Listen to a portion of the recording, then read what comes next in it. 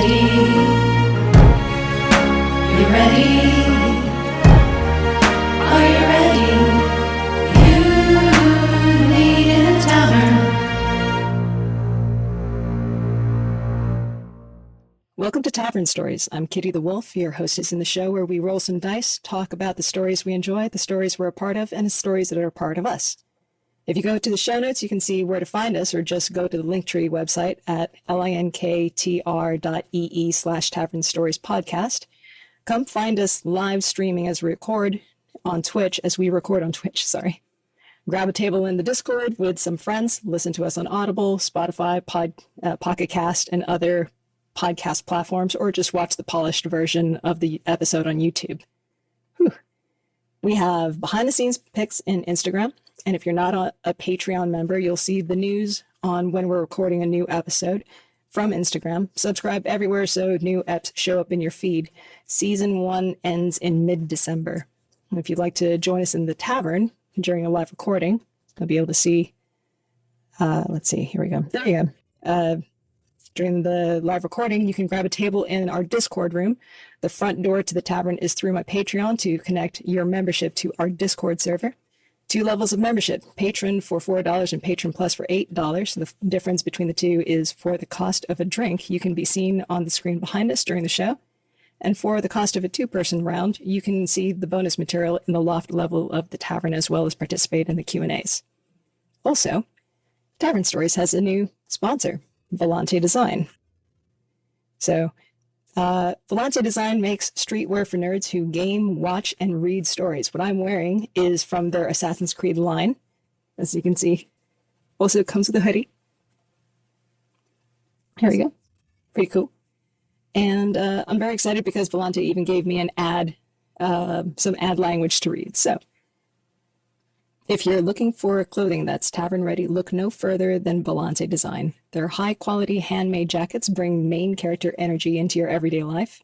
With official licenses from series like Assassin's Creed, Devil May Cry, and Star Trek, as well as plenty of original collections like their Cyberpunk and Modern Ninja line, Volante Design has a jacket for whatever your lifestyle needs. Ethically sourced and manufactured, Volante jackets are quality made and will last you for years to come.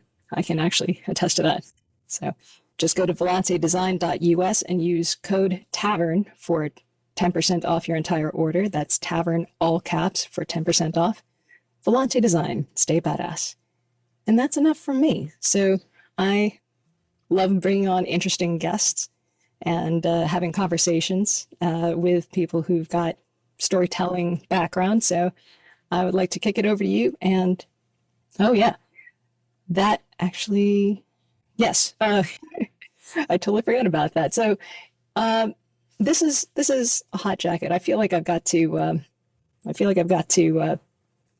Yeah. show off a little bit of merch that Tavern Stories has now. Tavern Stories has merch by Divergent Art Styles. You'll be able to find that on Etsy. Let's see. What else do we have in the merch hall? We've got mugs of a couple of different kinds. You've got the Steins, and you have, let's see, this is kind of cool.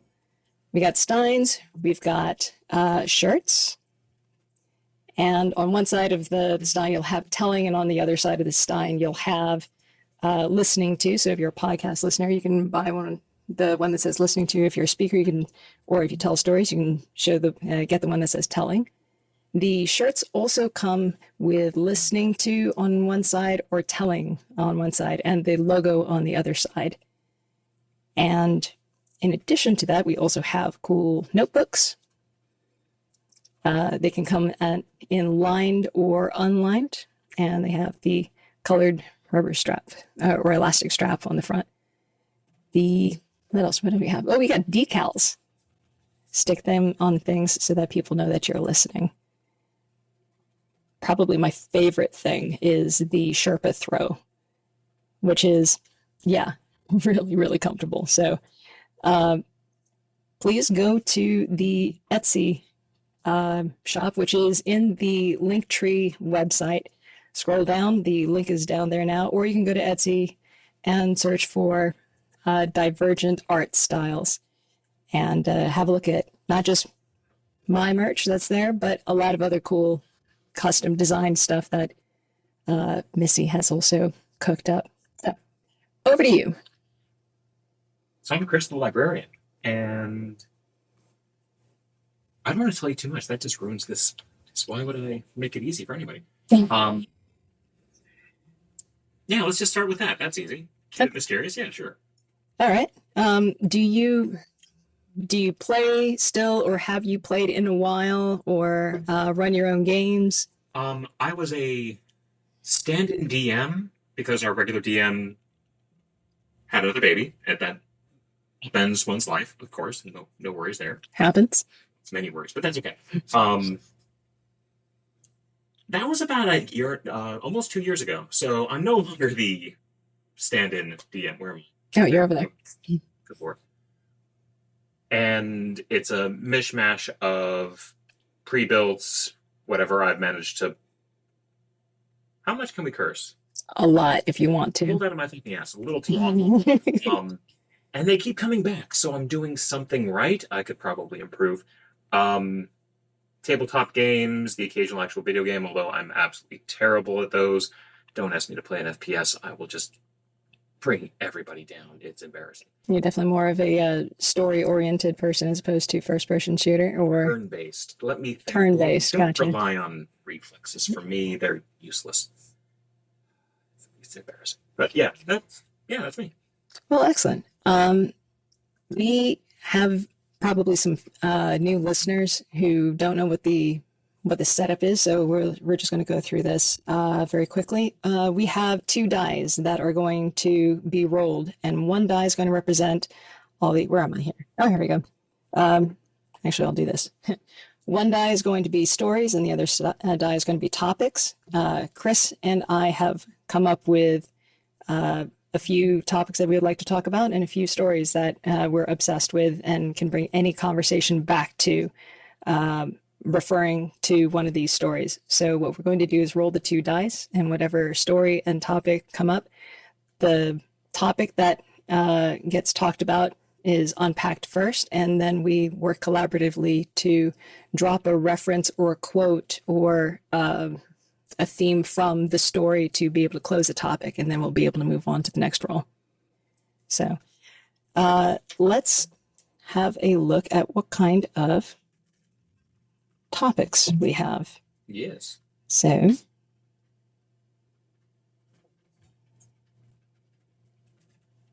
all right. The topics will have kind of a catchy phrase in the beginning, something that's easy to write down, but give like about a minute of a preview of what we'll be talking about when we hit that topic. Do I go first? Or Yeah, go ahead. Rise of the Machines, and we might have missed it. AI is not necessarily the thing that exists in science fiction and other literature, because that's not what we're getting. What we're getting is, I'll admit it, not nearly as exciting, but it also is. It's weird to talk about, and where it's the fact that it's already kind of here is fascinating to me. So that's one. Okay. They do that. Oh, I might have to do the same thing. I will be talking at my devices because it's as if they know what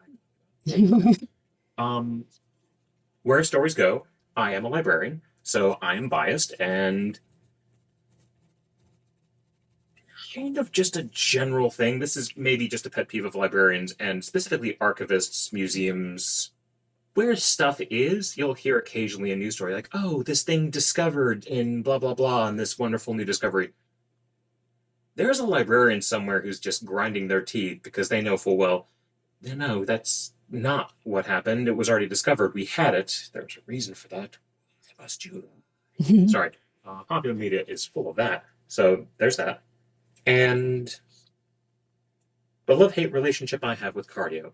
I ran 8 miles this morning, and I was trying to do 9.3 because 15 kilometers is a milestone. And it's kind of how I stopped caring and suffered through a marathon, which I'm never actually doing again. That was a horrible, horrible experience. I don't recommend. So definitely have a few things to be able to drop on each of those. I'm very excited about all of these topics because when you first messaged them to me, I was like, we have people who this is exactly their jam. So, in fact, our barkeep in the room says, well, he's about to say a few things, but he also says that he has arrived and the show can begin. I have a few topics as well to throw in here. Let's see. By the way, thank you, barkeep. He also says a marathon is a lot of damn running. I finished it. I didn't run it. Well, okay, the last 10 miles were awful. By the way, barkeep, let me know whether the sound is bueno or not bueno. He says you're the badass man. You're giving me too much credit, but I appreciate that all the same. Thank you very much. Get comfortable with that. That is, where the rise of the machines. Oh my God. Okay, one side is the back, and the other side is the front. It will actually say so. Try that. Is that pretty good? Well, no. Wherever it sounds loudest to you, that's where you want it to be. Okay. But like a two-fist separation between you and the microphone. There you go. That's exactly where you want to be. It's not that where it doesn't need to be. It's that my hands try to occupy the same space. You've got busy hands. You do a lot of. Well, you're welcome. You got some. Sorry. Let's go. Okay. Yours is apparently low, so lean into the microphone for yours. Testing. Or I'll just put it right here. How's this? Pretty good? Better? Let's see. 4. One of my topics is tomorrow and tomorrow. And for those who recognize a little Shakespeare, that's where that comes from. But it is not going to be Shakespeare that we'll talk about. It is time travel rules. Is time a construct? And being controlled by invisible things like rhythm. Cool. And I don't remember whether we have talked about Loki or not. So let me know whether we have, and if we have not, then I can sub that out with something else. I don't think we have. Are you caught up? With season 2? I'm not.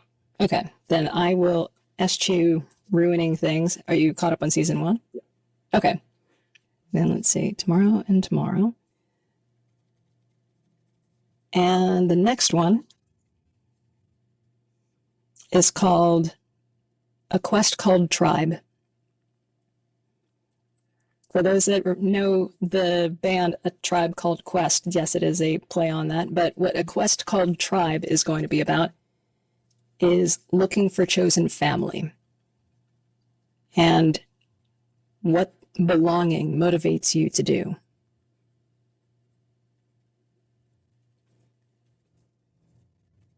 Cool.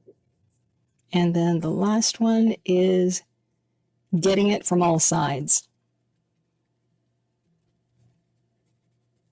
And what that one's going to be about is the power of third-person omniscient in a story.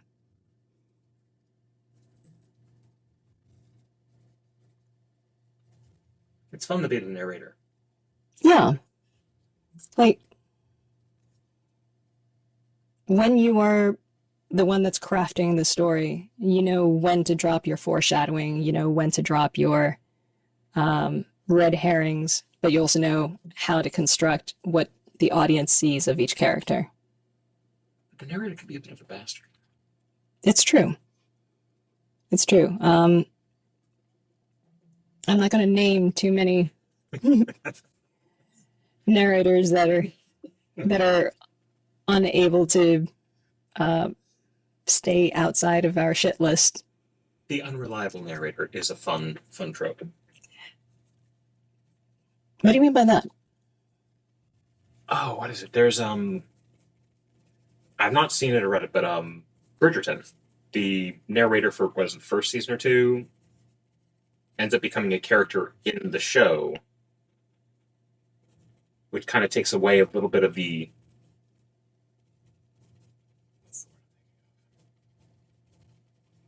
narrators usually removed from the story. They're not in the story. And then suddenly they're not just before, after, they're in the story as it's happening. That's not usual. That's kind of weird. Yeah. And then you get, Obi-Wan, certain point of view, that kind of nonsense, and then just get, granted, he's not the narrator, but you get the idea. Yeah. By the way, I'm really glad that you're able to speak on both sides of the Star Wars, Star Trek fence. Why would you pick a side? You can have both. I feel like it's like when you like both Marvel and DC, but for very different reasons. Like you compartmentalize your love for one that the other one can't cover. It's covering all bases of the things that you like. But it can always be so much. Sorry. Mm-hmm. The fandom wars, I never quite understand. Younger me would have totally gotten it, but hitting your 40s changes you, man.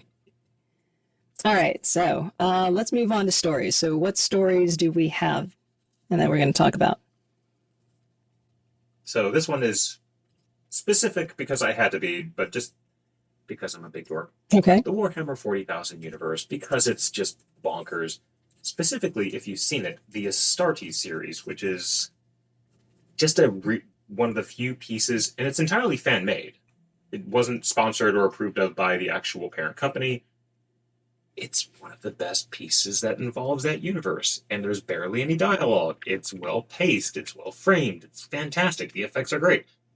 Really love that one. So it was a particular Warhammer 40K series. Which one was it? Astartes. Astartes? Astartes, A-S-T-A-R-T-E-S. A-S-T-A-R. A-S-T-A-R-T-E-S. T-E-S.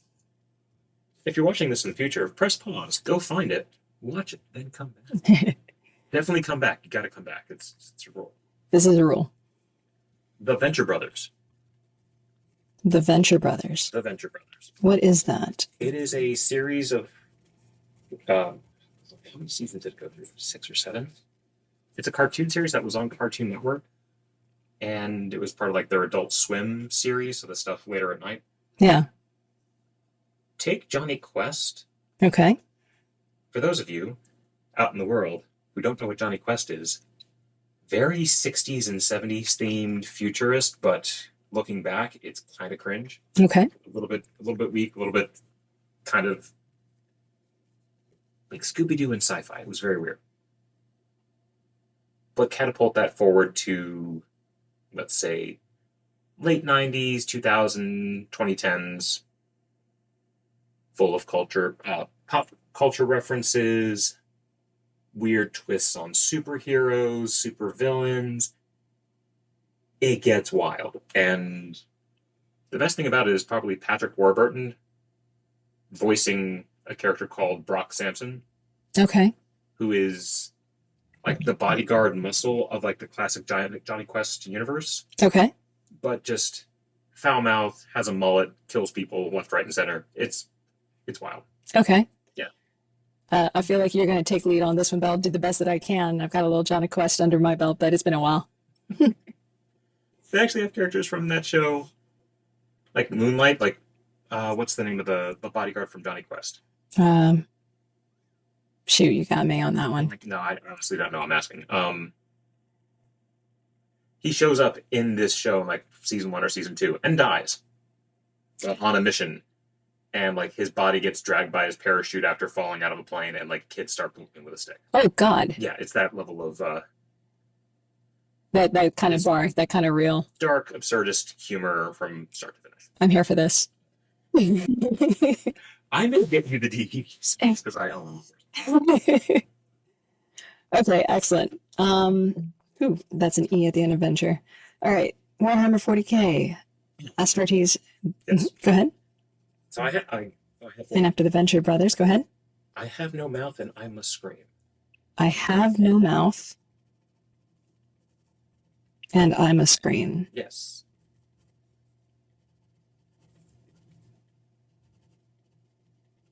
All right, that sounds creepy and fascinating at the same time. It's a short story from, say, 60s, like 13 pages long. It's not a big read. It is. I don't even want to say anything about it. It's just that it's not a. Also, where are we, Cameron? Pause. Go read it. It won't take you long. Come back, and you'll realize how horrifying Harlan Ellison, I think that's his name, came up with something so truly terrifying, and it only gets worse. That's the best part, or the worst part. So genre-wise, where would you place this for the people who are not familiar with his works and this story in particular? I don't know what that is. Well, I mean, are we talking about horror? Is it a specific kind of horror? Is it a mystery? Is it a suspense? It's straight up horror. Straight up horror. Yep. Is it gore? Is it A little bit. It's. I'd call it grimdark, but not quite, because Okay. grimdark didn't exist as a concept. It's pretty close to that. okay? Yeah. Cool. Then you also take a point on that. But I will be able to speak to horror. I mean, like, I guess, like, give me a little bit to go off of, in terms of, let's say, like, the protagonist, what he goes through in this. Or is there a character that you want to pull out without pulling too much of a thread so that the whole sweater comes undone? I mean, we're going to be spoiling the story later anyway, so this is fine. Okay. Imagine if God were real and did not like you. I mean, that's a lot of D&D. Yeah. But in a much more direct, literal. Actually, no, that's a great way to put it.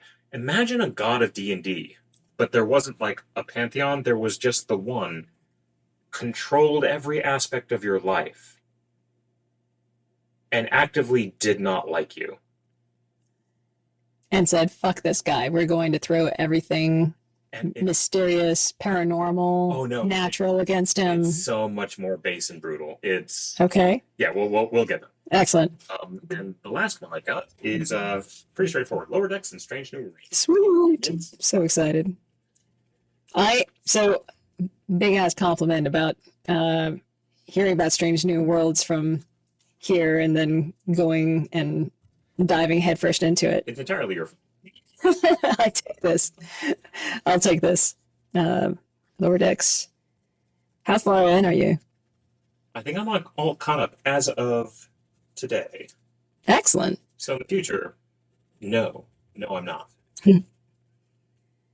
All right, so for my stories, what I'm adding to the die are, I was living under a rock when this movie came out, but I'm so excited about it. Arrival, Oh yeah. for people who don't know, is a movie where aliens have shown up at Earth, and they have stationed their, I guess, exploratory shuttles all around the Earth and are letting scientists in to start a dialogue with them. And so in the U.S., what the U.S. has invited into the ships is a linguist. She knows a bajillion languages. I don't remember, like, Yeah. something to the effect of, like, she's one of the best linguists / translators around. And what she does is try to decipher or interpret or learn and communicate the alien language so that there can be a dialogue between the Americans and the aliens, so that she can discern what is their purpose. Is it antagonistic? Is it collaborative? So that one's kind of interesting to go into. Apparently I'm speaking way into the red. Here we go. That's probably better. Okay, so and that's Arrival. It's for people who like languages, it's for people who like aliens, and it's for people who like mystery and puzzles and putting pieces together. And the next one that I wanted to throw out there was Loki. Okay. Did I say that we were going to avoid Loki, or? I did. I've seen season 1. I haven't watched season 2 yet. Okay. Just because a little burnt out on Marvel. I still like it, but now I kind of have to be in the mood as opposed to Right. jumping on it like a monkey on a cupcake. Understood. So we'll put in Loki, and I will stick to season 1. I'll put a little message in there to remind myself.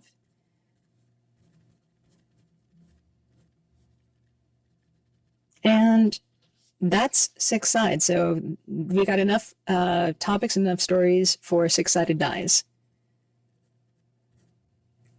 You are correct. Okay. So if you would like to roll for topics, I'll roll for stories, and we'll see what 2 come up. All right. So whose list are we starting with first? So You wrote them all. I rolled them all down. So you let me know what roll comes up for topics, and I'll let you know what roll comes up for stories. Things we should have figured out before we started, but that's okay. It's fun. 2. Okay. I also got a 2. So what that means is where stories go for topics and the Venture Brothers. So unpack for us where the stories go, or where stories go. So when I was thinking about coming up with topics, I thought of the old adage, history is written by the victorious, the victor. Mhm. That's not really true. Because if that were true, we would never have learned anything ever. So let's take the United States, for example. Unfortunate conversation topics coming up. So spoiler warnings appropriate. If there are anything graphics to this would be great. I didn't learn about the events of Tulsa until I watched The Watchmen show. And for those who don't remember or remember Tulsa from their history books or don't know what Tulsa is, would you like to elaborate? It was a race riot in Tulsa, Oklahoma, in a time where this was one of those few places where there was a very real, upwardly mobile Black community in the United States. It's embarrassing that I don't remember the specific year. I want to say 1920 something, but I'm probably wrong. But I think it was 1931, but I'm going to cheat and find out. Early 20th century.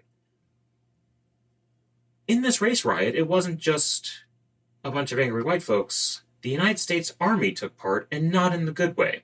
This was bad. A lot of people died. It was very unfortunate. 1921.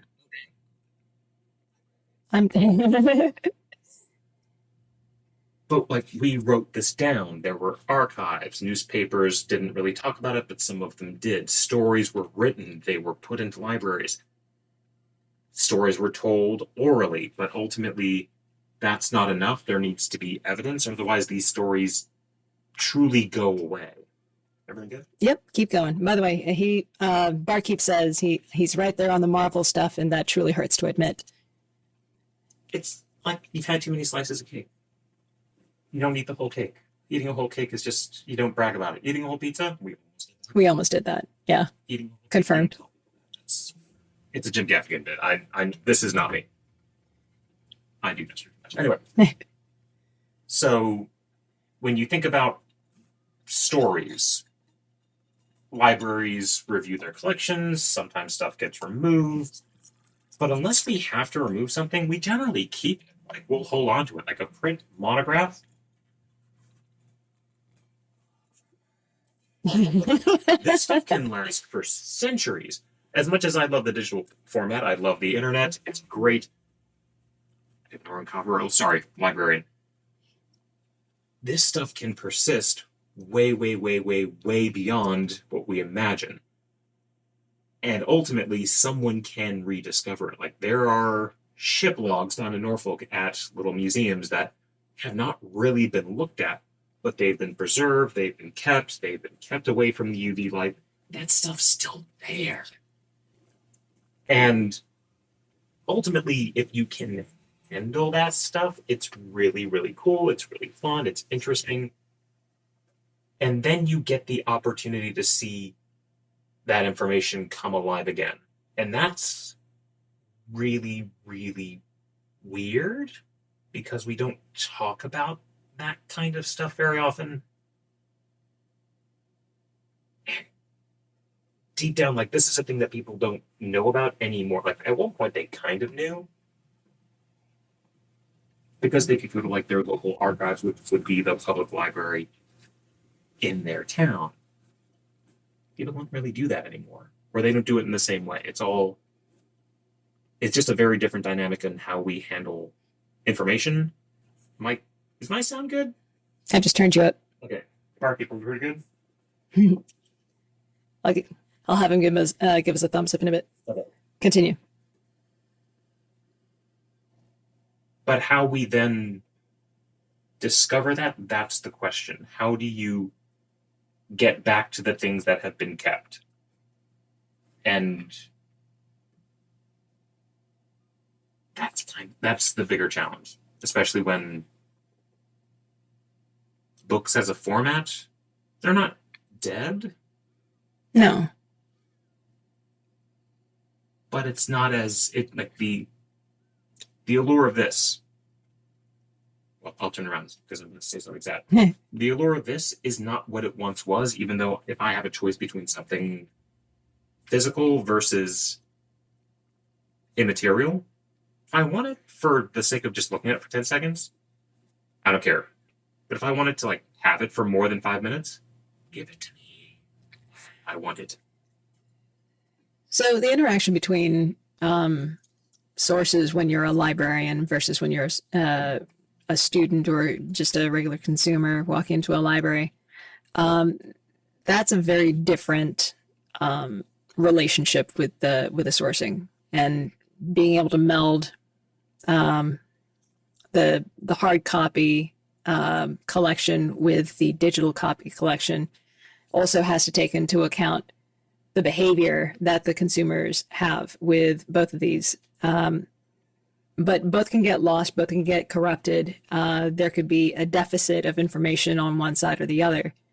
I know that with one of the faculty members from the school who was doing some of his research on the history of lynching in Southern Maryland, that he went into a library looking for the hard copy sources that he could use to reference or to research, and it actually was in like 2 or 3 levels of restricted. Like, you have to have a clearance in order to see, and I think you probably have like the better language on what all he went through in order to get to finally 2 empty boxes of where the material should have been. It was like somebody was actively trying to keep information from being accessible to the public, regardless of how many levels of restricted information. But what he wound up actually doing, which is wild, is that he basically said, okay, so these are 2 empty boxes that all the stuff should have been in from this year to this year, all the documents that should have covered this event.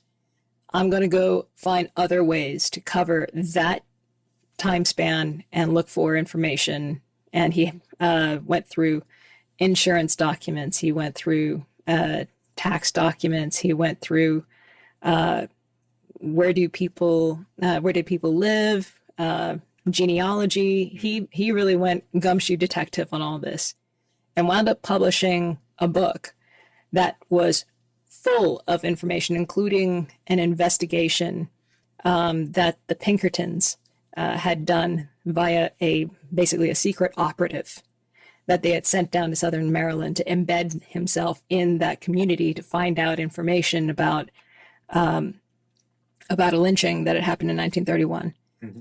This book was the representation of all the information that should have been in those 2 empty boxes. Yep. Which is wild to me to think that when there are people who are dependent on libraries to be the font of information that anybody would obscure information from the shelves, digital or otherwise. So the levels of not so much security, but having headphones is so weird. It's very disconcerting. It's not so much to keep people out, but like, so at most, I'll say libraries at universities, university libraries, they'll have like an archive section. If you go to some bigger public libraries, they'll have the archive section.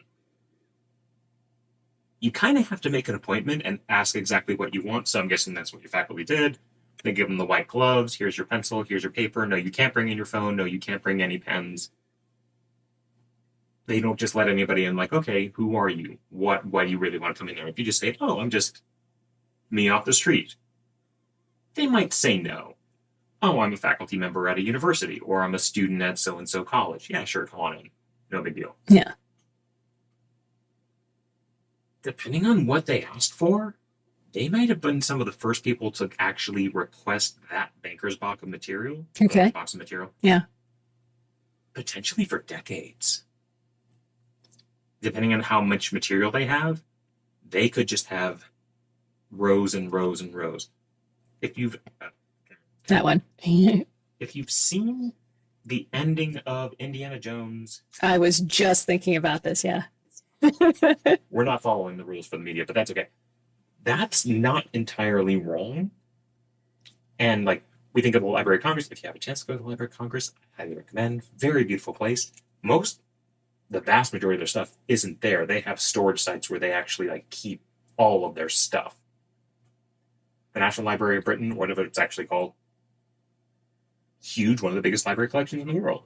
Most of their stuff is in special storage no one else gets to see unless they request it specifically because it's just too much stuff. That people will actively look for that one tiny piece of information to remove it.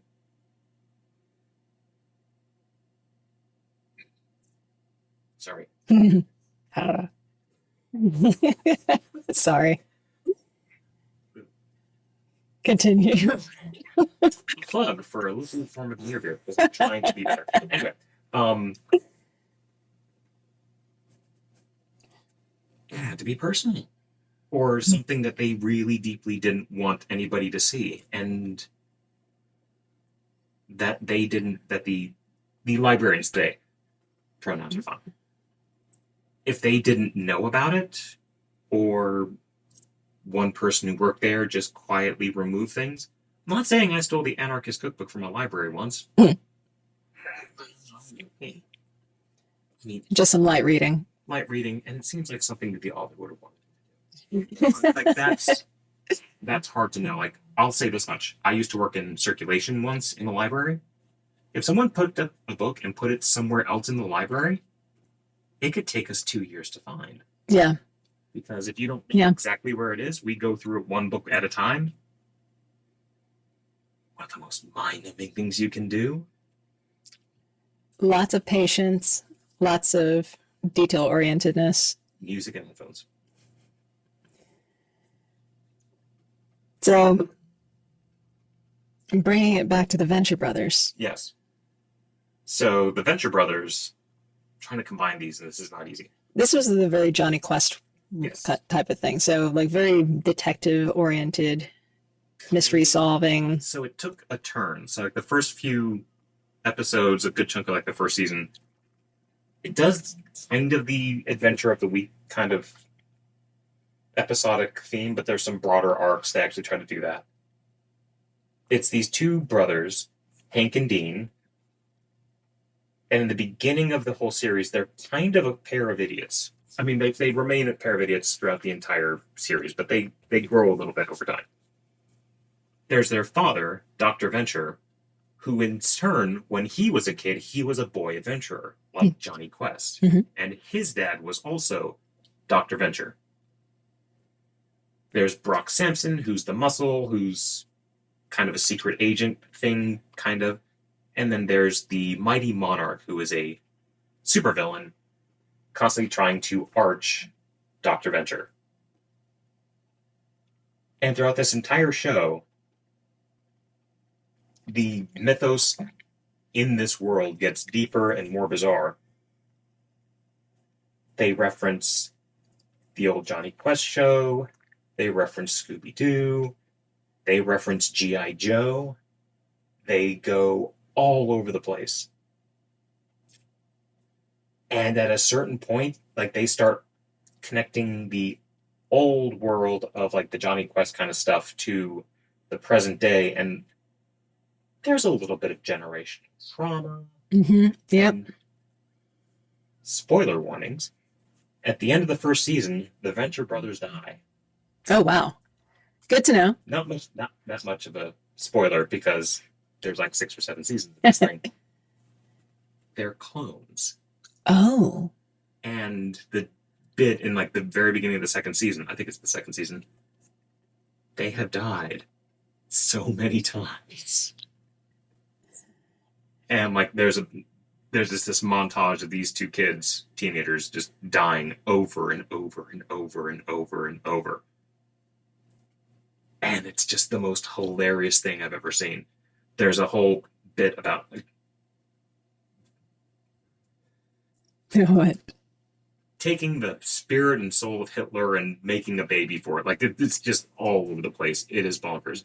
They actually got, like, voices like Kevin Conroy Yeah. to show up and do this kind of stuff, and he was like this weird Batman analog, and a few of the voices, like, it's great. And it ended, and they did like a movie thing. I think it's on HBO Max. It's alright, but, like, the cast of characters just gets bigger and bigger and bigger and bigger, and it's just a really bizarre piece of entertainment. I'm not sure who they made it for, because I didn't ask for it, but it's deeply entertaining. Well, I'm thinking along the lines of,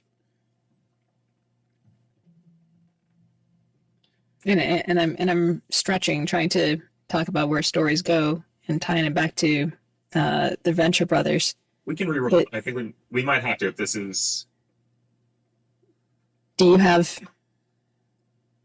a thread that you can? To tie these together? Yeah. Not very easily, no. These are not 2 things Okay. to keep them together. The best case scenario throughout the show, they are constantly finding pieces of the previous generation's adventures. Okay. So at one point, it's recordings of Dr. Venture's father, the first Dr. Venture, and discovering he was kind of a bastard. Like, this great hero personality held up as a paragon of Americana. No, he was kind of a dick. Kind of a womanizer, kind of a bastard, terrible father, whole bit. And sometimes it's recordings, video, audio. Sometimes it's like a notebook, a weird orb that everyone tries to steal for some reason, but nobody really knows what it's done. Knows what it does. But throughout the entire thing, they're always coming back to this stuff, and it's not like it was lost. It's not like an archaeologist or an anthropologist had to literally unearth the thing. Yeah. It's like, no, it was sitting on a shelf. It was sitting in a closet. But that's sometimes where some of the best intel comes from. That's where some of the best insights or pieces of history get pulled together from. Yeah. It's like in somebody's attic or in somebody's journal or a recording, a tape that was under the bed, or a file that wound up in trash. Yep. And I was going to say, I should have rewatched the entire thing. I would not have time to rewatch the entire thing. Yeah, I don't know. I just like talking about that shit. I found recordings once. My mom used to have one of those. Remember those recorders about like that big, and the microcassettes were that big, about like 2 inches in length and about an inch wide. And it had a recording of maybe when I was a year old, maybe less, of, gosh, it was like her or my father, I think it was my father, talking about their trip through Europe where their bags were stolen and the passports were also in the bags and so on and so forth. But it was very interesting listening to the recording and seeing a forgotten piece of context. And I can understand, for instance, like with the Venture Brothers context of finding recordings and making your judgment on the person that was making the recording. I think what's important to remember is that that is a snapshot in time of a person, and finding out that somebody's a bastard through a voice recording only captures that chapter of time. And I think that that's the case with a lot of history, is that it's pieced together trying to fill in the arcs that people and countries and communities are going through. So trying to be the detective and keeping in mind the validity and the time frame of the sources is a lot more critical thinking and guesswork Oh yeah. than your average or newbie scholar invests in the beginning. So lots of judgments get made about this guy who could have been, the up and coming Hitler, or this guy that could have been the up and coming, or the someone who was a womanizer at that point in his life, and then years later, grows out of that. I would like to say the show is a lot more lighthearted. Yeah. Well, like, not necessarily for the show, but others, but we've all seen the show where, they're at the library and they're in front of one of those weird machines looking at microfilm of old newspapers. Yeah. But they're discovering something, but again, it's already been there. Like, someone had that reel at the library waiting for someone to come get it. Yeah. I'm trying to think of the most recent thing I saw that actually tried to do that. Stranger Things, the most recent season of that was like, Yeah. they're in the basement looking at a machine that looks like it's from 1976, because it absolutely is. Looking through old reels, and it's always, and this is the part that just kind of annoys me. 5 seconds of like some time cuts, and like, 2 hours later they find the exact piece that they're looking for. You son of a bitch.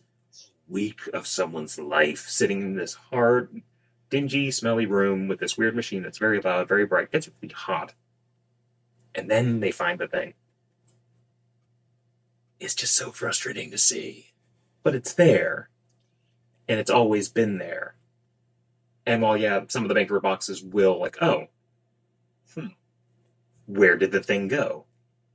Most of it's still there. And whether it's here, London, Berlin, Johannesburg, Right. Mexico DF, you can find this stuff. Like the records that it's weird that I have to invoke this, the Catholic Church has for some stuff. There are no other records because no one else kept them. No one else maintained them. Yeah.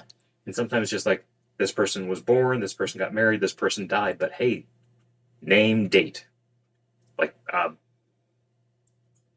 That's helpful, actually. because there's nothing else. Yeah. British, the words, information that we have on global temperature, Yeah. a lot of it comes from British naval records. Really? Every day. Date, time, temperature. Location, as best as they were able to measure it. They had this all over the world for centuries.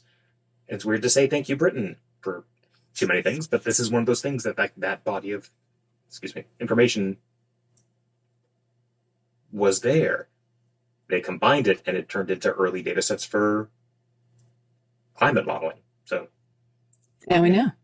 And now let's have the battle. Let's go for another roll. yes. So you're going for topics. I'm going for stories. 6. And I got a 3. So what that means is a quest called Tribe, All right. and I have no mouth and I must scream.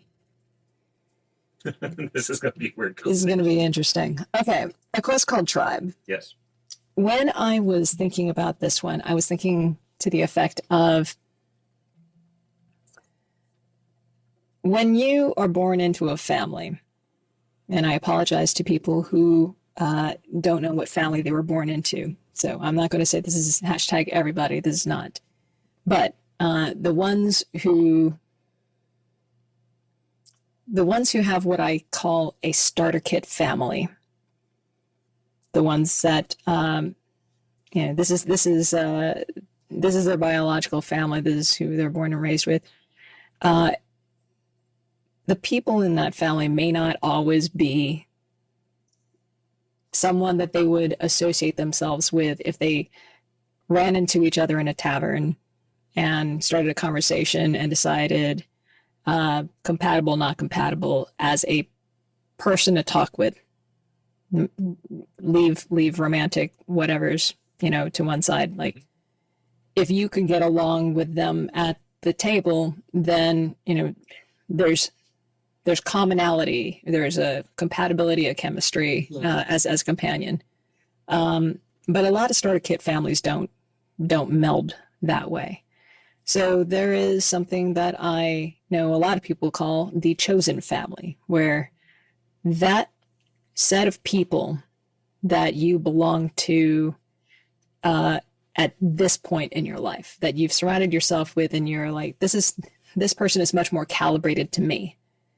They are much less likely to bring up that period of that time that you made a mistake back in second grade, or that time that you threw up on the table at Thanksgiving, or I don't know, maybe you do that as an adult and still have to fess up to that, but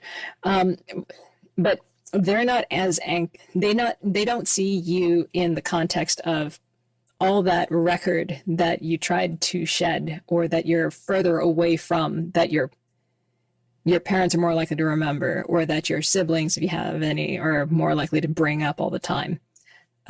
They see you as you now, and they accept the you now. They see the flaws. They see you're their person, with the flaws and with the high points. I don't have a cleaner way to say it other than you're their person. Mm-hmm. So that set of people, the chosen family, could be a few people, could be a lot of people, but what that instills in someone is this feeling of belonging.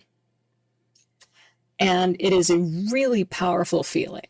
A feeling of belonging can be instilled by belonging on a team, like a sports team, or being in the military, whatever team that you're part of in the military, being part of something that meets up once a year. Like if you're going to a convention, Comic-Con or something like that, and you meet with that same group all the time. Or if it's a group of people who watch the same show or read the same books. Something that you can belong to is a powerful feeling that people quest for. So there are some ridiculous things that people are willing to do for that feeling. Because as strong a feeling as it is, and there is some science thrown behind this feeling of needing to belong, sometimes rationale gets dropped in order to find this feeling. I'll go as far as to talk about how social media gives this sometimes a false sense of belonging when you put yourself out there and people feed into a conversation. It's an echo chamber. An echo chamber is one of the things that comes out of a feeling of belonging. I'm not saying that belonging is a bad thing, but I'm saying it is something that drives people a lot of the time to do some great things and also do some terrible things, or do some things that are less noble than they would like to be portrayed as, and also drives people to either enhance their vision of the world or blur their vision of the world. But it is a thing that is so powerful that it is practically biological.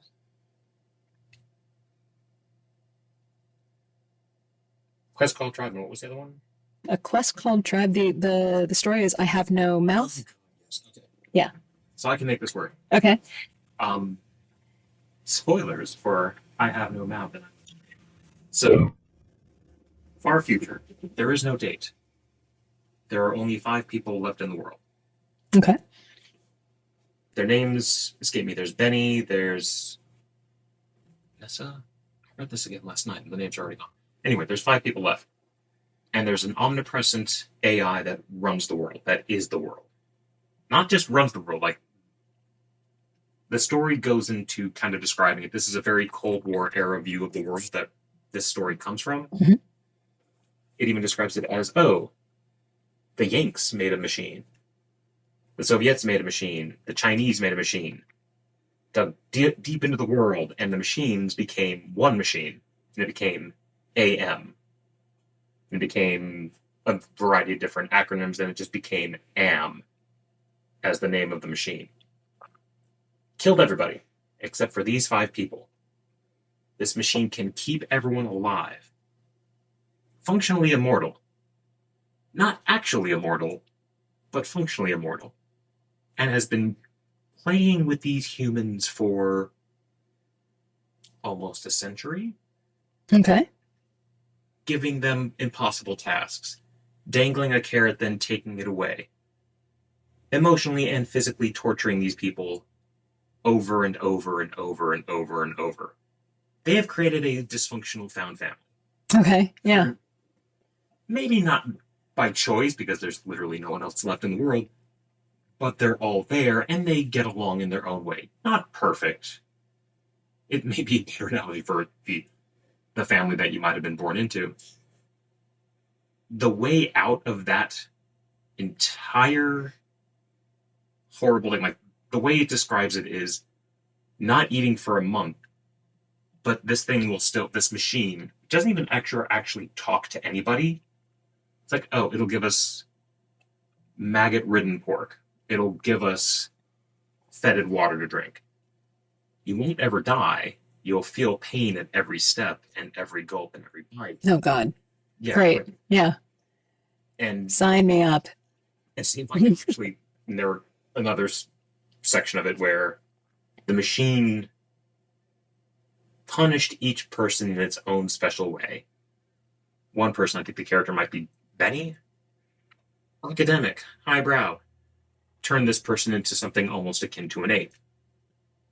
Dumber, slower, someone who was a conscientious objector. Somehow this person doesn't care for anything anymore and is the most violent of the bunch.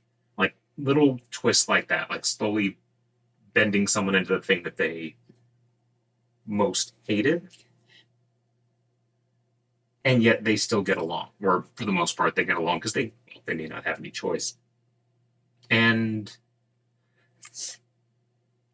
this describes one great last kind of trek for this little band of 5 people. One of them is blinded because he tries to run away in a rather not overly graphic way, but it's still enough to. He can't even wear contacts, so that that scene is probably on the gory side. Was he blinded because it was a punishment? kind of, yeah, like he saw like a crack, like there everything is underground, but like, oh, there's a crack, I can see the sky, kind of. Not that there's anything on the surface left, but Okay. try and go up there, and then it's somewhat vague about how it happens, but he is attacked. Light starts shooting out of his eyes, and then his eyes burst. Oh wow. It is not a fun read. It actually is a fun read. Just in case. Any questions? Okay, good. Fast forward to the end, they're traveling to a store of canned goods that might be good, but except they don't have a can opener. They're in this icy cavern. A couple of members of the group just start losing it, and they start attacking each other. And the narrator sees an opportunity. He kills everyone else to free them. Oh, wow. Because that's the Yeah. one thing this machine can't do is bring people back. Okay. But then he's the last one left. And the machine turns him into this. This was very well described. Sounds disgusting. Basically a big living ball of organs and pus. No eyes, no ears, no mouth, just existing. Like this primordial, less than human thing. Yeah. And the last line of the story is the title. I have no mouth and I must scream. I'm so charmed. Well, I can see that. And it's like, you're right on the whole dysfunctional family thing, because it's that whole bound together by trauma thing, which. So they found family. The way you describe it is the chosen family. Yeah. The found family. Yes. Because the found family is not necessarily more or less dysfunctional, because it's just a different kind of dysfunctional from time to time. Yeah. But you got to choose it. Yes. In narrative, it's not always found or chosen. It's congratulations. This is what you get. This is the cast of characters.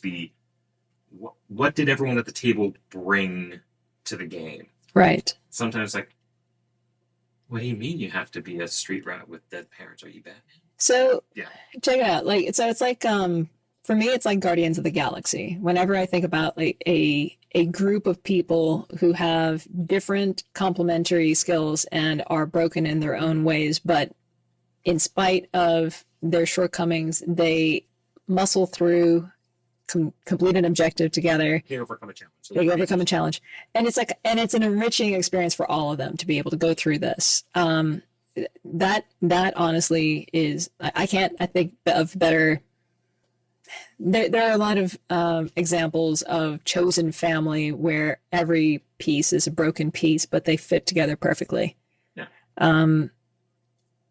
Back to back with that, if you wanted a more real life example, pick any military group, any military unit where you've got one guy who's the communications guy, you've got one guy who's the medic, and so forth, all throughout. Like they spread load. They got the primary guy, and then they've got if that one gets off, then they've got someone who can do it almost as good. Yeah. So, but in addition to those skills that make them useful, there are all these behavioral things that they have to keep track of. You've got one guy who would be an alcoholic. You've got another guy who loses track of time. You've got another guy who gets into fights all the time. But they meld together because without each other, they're a little less, or they're a little bit more off the rails. Yeah. And so being together helps them process the world a little bit more manageably. And Lord of the Rings, every single one of those guys, they come back enriched from having been there for each other, for being part of a group. You got that last scene where all the hobbits are sitting together in the Shire, and everything is peaceful around them. The Shire barely knows what almost hit them. But these hobbits are very, they're all sitting, quietly at the table, and they're raising their mugs to each other because they know what each other's been through in order to get back home. I love the end of the third book, because it does so much more than what the movies did. The rest of the Shire does not recognize the hobbits upon their return. Yeah. Like, oh no, I guess was it Saruman? People in the future will correct me on this. I'm not going to be able to resist. I'm pretty sure it's Saruman who comes to the Shire after being cast out of Isengard, and takes over the Shire. The hobbits, Merry, Pippin, Frodo, Sam, they're coming back thinking everything's going to be fine. They're still decked out like the heroes of Gondor and the horse people. I forget the name. It'll come to me in a minute. The horse people. There's just horse people from the plains. Have another drink. Am I loosening up your memory?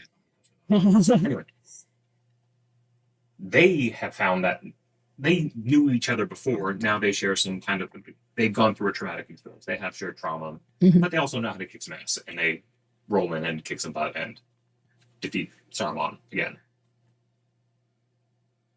I'm an army brat, so I have the opposite situation.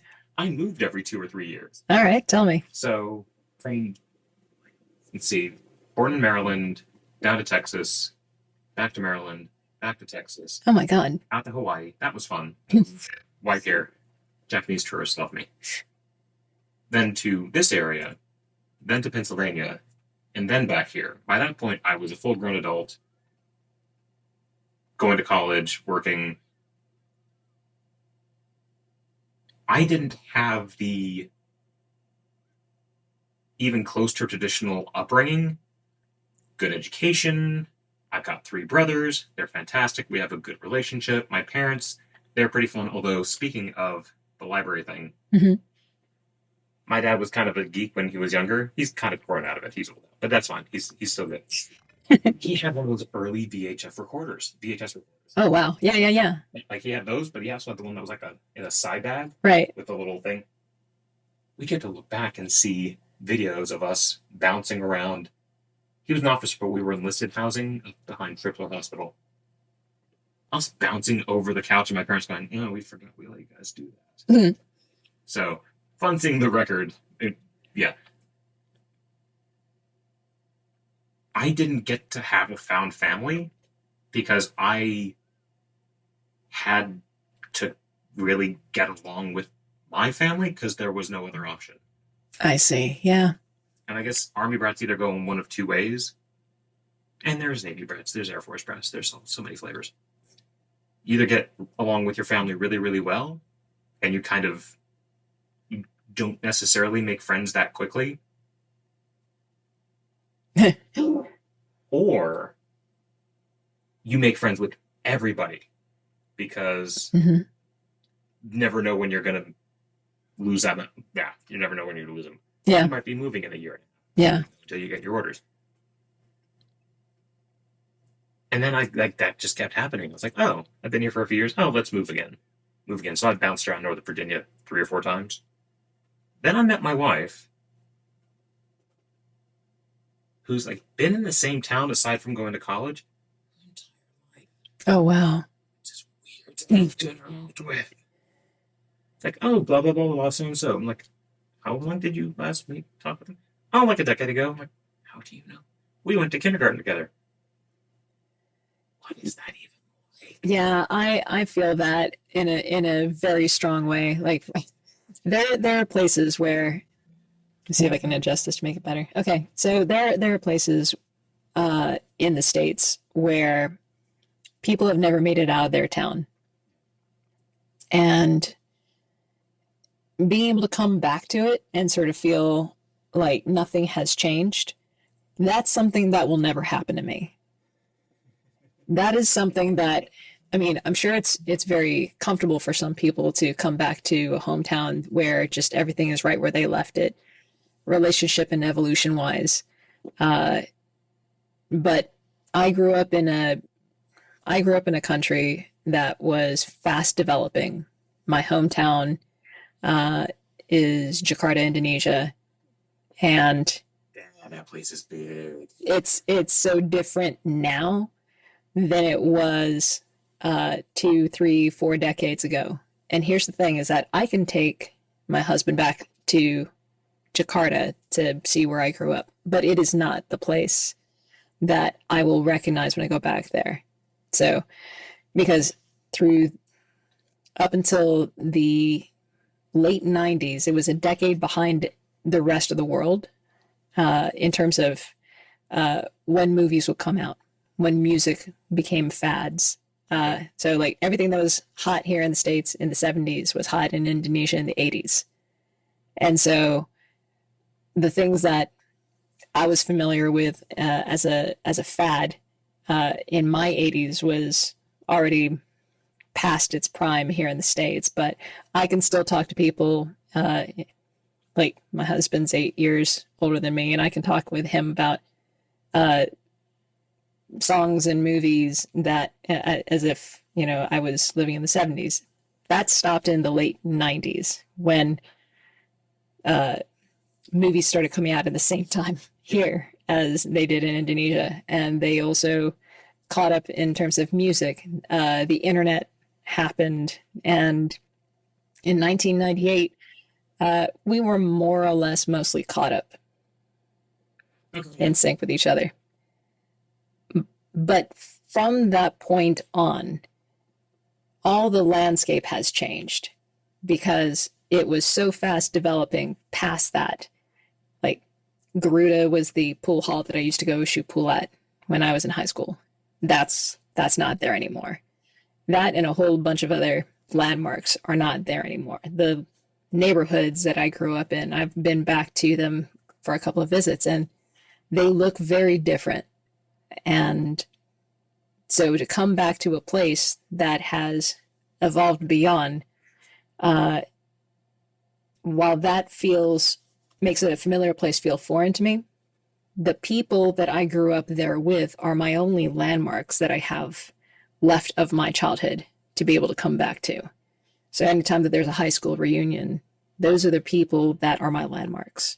So in that way, that's my chosen family, or one of my chosen families. I actually have people that I kind of not really flip from one to the other, but like I've got compartmentalized circles where this is the group that remembers when I was growing up. This is the group that I nerd out with. This is the group that I have career signposts with. So the chosen family is an easier snapshot of where I am in my life. Okay. Than the physical locations. And I think like looking for that kind of belonging in outside of those chosen families is still something that I go for, like, or still something that I'm doing. Because, like, for instance, people that go to our school, mm-hmm. I'm building a chosen family from that because we have very exclusive conversations with our language, with our terminology. That is very true. Yeah. Something that you said, I kind of wonder if that might... Did you have an epiphany? You go back and stuff is... Nothing quite looks the same. The landscape is different. It's only the people that are really anchoring to you. Has it really... I don't want to say always been that, because that's probably patently untrue. But since, like, roughly the Industrial Revolution kind of hitting, I don't think anything stayed the same anywhere for maybe a decade, unless it's literally dying. How do you mean? So, anywhere I've lived, if I've gone back there, it looks completely different. Granted, that's anywhere from 10 to 30 years of time. Something should change in 10 to 30 years. Why right. would it not change? The only places that don't look like they change are like those little tiny towns that had their thing for a little while, and then they got kind of economically stagnant, a little more stagnant, then started regressing and contracting. And then you find ghost towns, or the modern version of a ghost town. Right. Where, yeah, there are people living here, but instead of the 5,000 that lived here in the 70s and the 80s, now there's 50. And I feel like I'm talking about West Virginia as a state. Incredibly mean. Sorry, West Virginia. There you are. But I think that's something that we're always rebuilding our chosen family. Yes. Yes. And that's weird to have to say. I don't think it is, because we are always... I'm going to go from micro to macro. Okay. Our palette is always changing. I'm going to go so micro that we're going to talk about, one day you like sushi, the next, or and then a year later, sushi just doesn't appeal to you. I like horror movies this year, and next year I'm into post-apocalyptic movies. I have a master's degree that I start, and then I am furiously trying to finish it and compile all that information that I have into papers. There are people who understand these evolutions that a person goes through, and surrounding those people are other people who also influence that context. So you're always going to find contexts with people that fit you. Your compatibility changes a lot. And maybe some people you let go of, some people that you keep. But I'm usually finding a way to check in with myself and really become self-aware about, like, are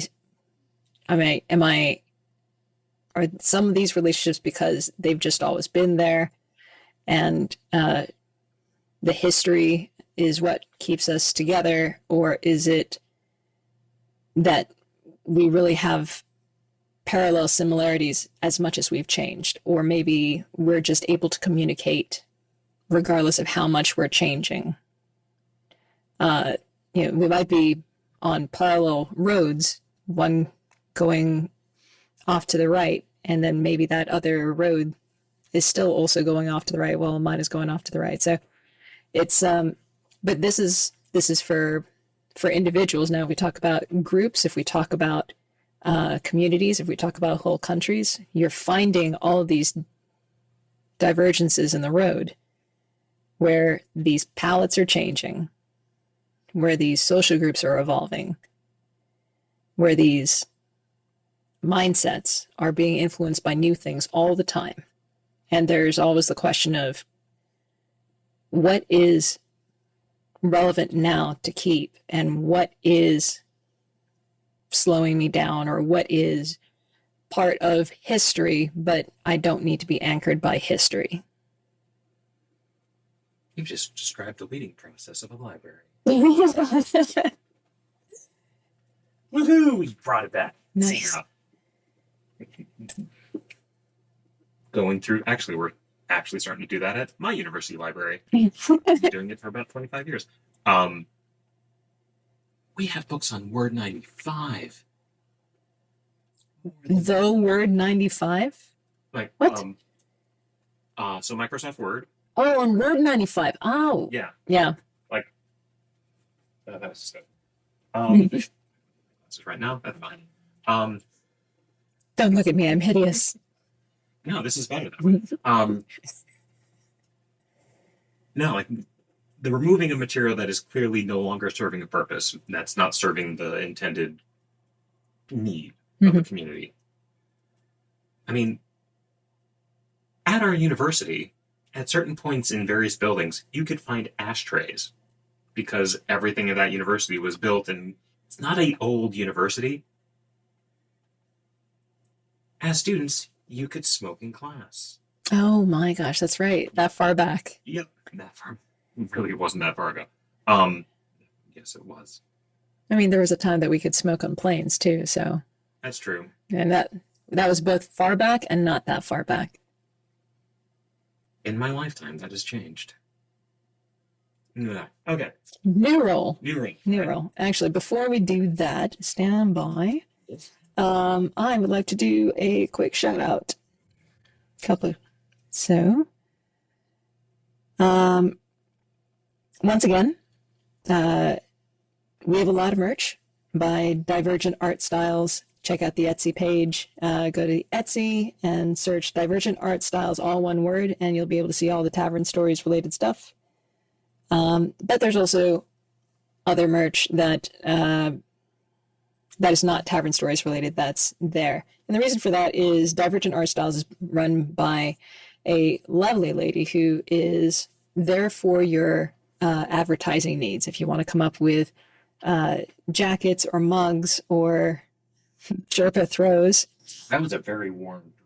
Nice, huh? Just on my lap for a few minutes. I mean, it's a great thing to wear next to the fireplace, or if you're, propping your feet up on the couch and you're watching a show. Wow, that was loud. Sorry, guys. But reach out to her if you are starting a business and you're interested in putting together some team shirts or some decals. If you have an up and coming LLC that you are getting ready to launch, some of you know who I'm talking about.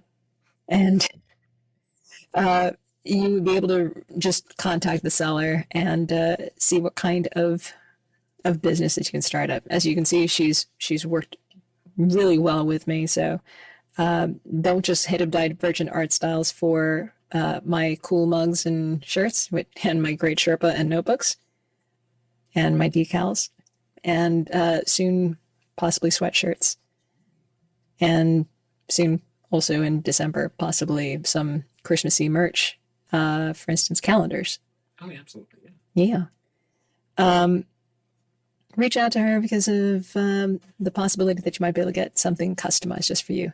She recently came out with a gnome themed line of clothing. So if you play a gnome in your D&D game, she has a bunch of gnome puns, shirts, and sweaters that are very apropos.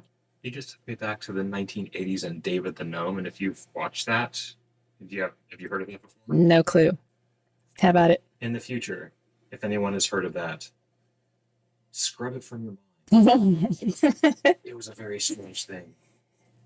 But gnome puns, that's great. Absolutely. 100% behind that. Well, if you were a fan of Critical Role and the Legends of Vox Machina, there were a lot of songs by Sam Riegel, who his character was a gnome and a bard, and he would come up with riffs on songs that had to do with gnomes. So, like, gnome where you want to, gnome around the world.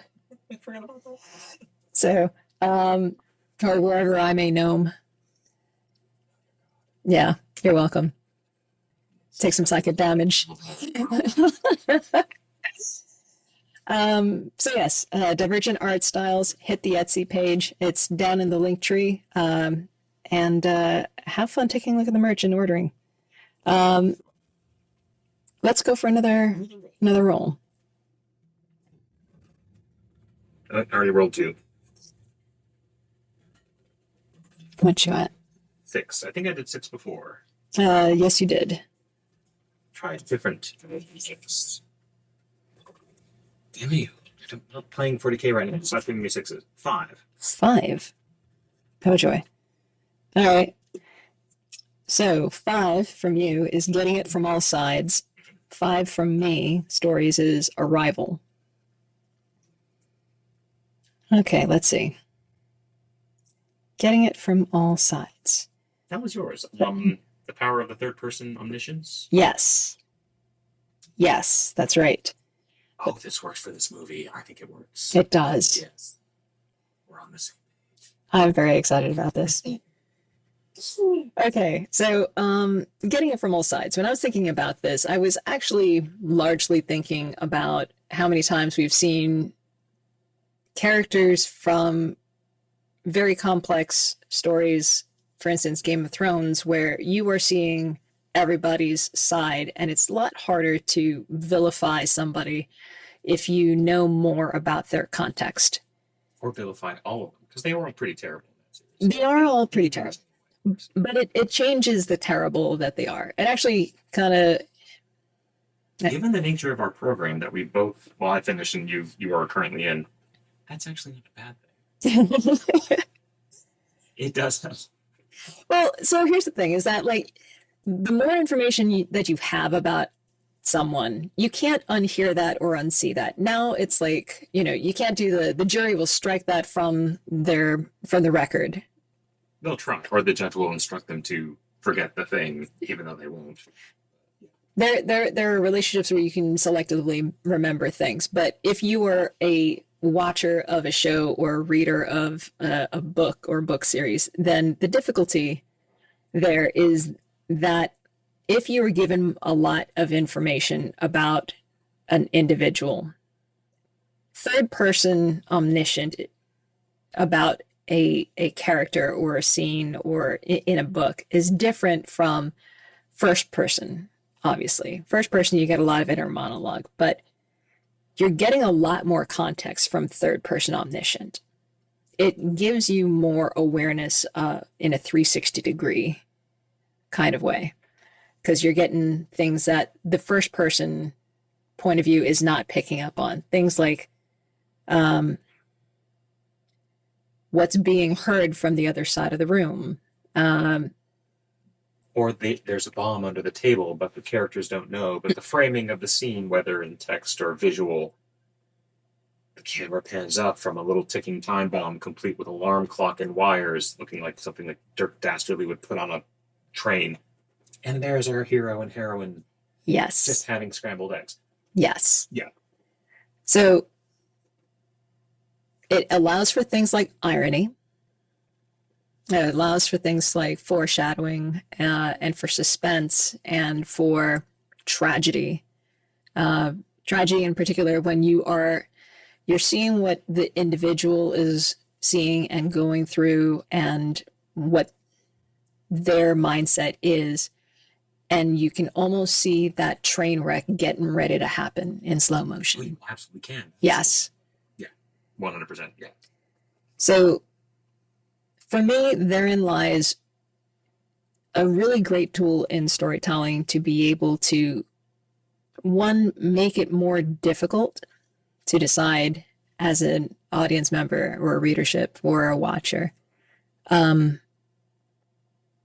whose side to root for, because you have more stake, I think, in the characters or in the dynamics. You have thoughts? I do. I think it depends on the story that's trying to be told. Like the first person perspective, you're hearing it all through the main person, that main character, whether it's the main character or not, or if they're like bouncing between, because that's how a lot of the Games of Thrones stuff is mostly written. Mm-hmm. Either one particular character's story or roughly their perspective. I'm forgetting this horribly. If I'm writing a suspense piece, or if I want a suspenseful story, I need that omniscience. Otherwise, there's no stake, there's no reason to feel tension, or it's much harder to write that in, or otherwise build that out. Mm-hmm. And I feel like almost all visual media is third person, except for like that one weird movie by dude from South Africa that did District 9. He did like a first person movie. I'm not familiar with this one. But I'm sure the barkeep is. If the barkeep wants to check that online, that would be very, very. He is Scanlan. Yeah, that's the Scan Man. Is what he has said. Well, like that's not something you see in the visual media. So what we see, for video games, first person perspective works great. The third person perspective gives you a better view of yourself or your character in the environment that you're in. Yes. From storytelling, you don't always need that broader perspective, but for certain narrative effect, I think it's really helpful. Otherwise, the reader may not necessarily see everything that the author or creator wants them to see. Yes. And the author and creator can also be very selective about what they put in front of the audience. But the fact of them being able to describe something from the perspective of outside, not just outside the character, but being able to see all. Because like there's third person omniscient, and then there's third person, what the other one is. I forget the wording for that. The not omniscient one. Omniscient?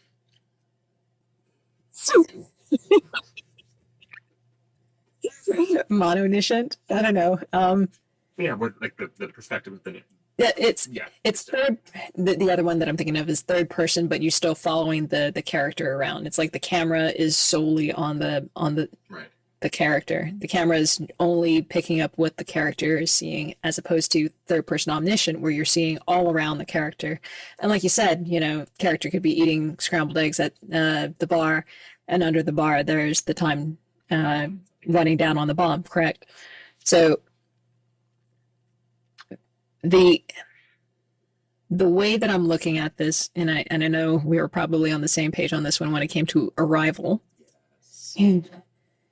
There is a scene in there where, and I'm not going to, this is not going to be an overwhelming epiphany or, spoiler for anybody.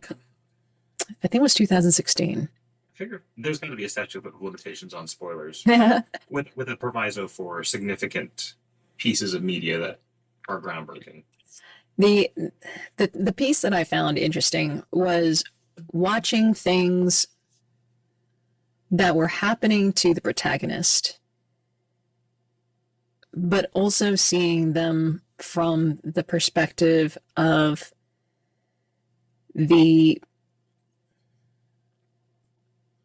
what the aliens are doing is they are communicating not just with their version of words, but they're also communicating through. We should put up a spoiler warning here, just so everyone knows that we might be spoiling some very fun parts of this movie. Yes. There are pictures from her mind of her life that they are playing in order to communicate with her. And I will leave it at that. Vignettes, not pictures. So there are vignettes from her life that they are playing in her mind. And that is the way that they... I thought it was memories that she was experiencing. Is it? Yeah. So this is the funny thing, is that if you watch the whole movie, it will prompt you to watch the whole movie again. Yeah. And that is, I think, one of the... So that mechanism. All right, so I'll dance around this for the sake of not being too spoilery. There are certain pieces of media. I'll use an example that is a little bit more popular. Yeah. More people that I'm not at all afraid of spoiling. The Witcher, the first season, does very fun things with time. Yes. Where certain things happen, where certain things are putting together, and ultimately by the time you get to the end of it, you're realizing, oh, that's what they were doing. Yeah. And it's like, okay, very well done. You did it very well. I have mixed feelings about Christopher Nolan, but his first movie, Memento, does this in a reverse order, which is a very, very... It's wild because Memento is the first time that I've ever seen this happen, where the story is coming from two different directions. Yeah. And for people who don't know about Memento, I think the quickest summary that I can give on this one is there was a guy with short-term memory issues. He has long-term memory. Long-term memory issues, sorry. Yeah, cannot form long-term memories. He can't form long-term memories. He's in the middle of there's a grifter that is posing as his friend who is controlling, and imagine if you had somebody at your disposal who can't remember 5 minutes before the last 5 minutes. And the things that they're fed are can be anything that you want. You can tell the same joke twice and it'll be fresh the second time. But this person with the long-term memory issues has certain truths that he is trying to keep track of tattooed on his body. He also has a notebook, if I recall correctly. And Polaroids. And Polaroids that he has laid out. Or no, it wasn't a notebook. It was just notes. He's got kind of a... Because he'll take Polaroids of things and then write little messages to himself on them. That's right, yeah. So it's him mapping out his world, his life. And his questions. His question is, who killed my wife? And that is the mystery that this poor guy is trying to solve. But that story is told from two different directions. Hold on, let's see if I can... Two different directions. Here we go. Well, it's got Paul Giamatti as the griftery person, if I remember right. Yes. He's just a great actor. But it does such a good job of making it very questioning. Grifter is kind of a grifter, but he's also the character that is keeping the main character from just going completely off the rails in a very weird way. I'm remembering way more about this movie than I thought I would when I first thought about it. No, not Paul Giamatti. Joe Pantoliano.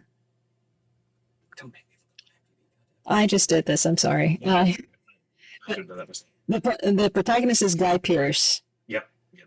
The female uh, associate is Carrie Ann Moss, and there are a few other characters in there that you'll probably recognize the faces of. This is 2000.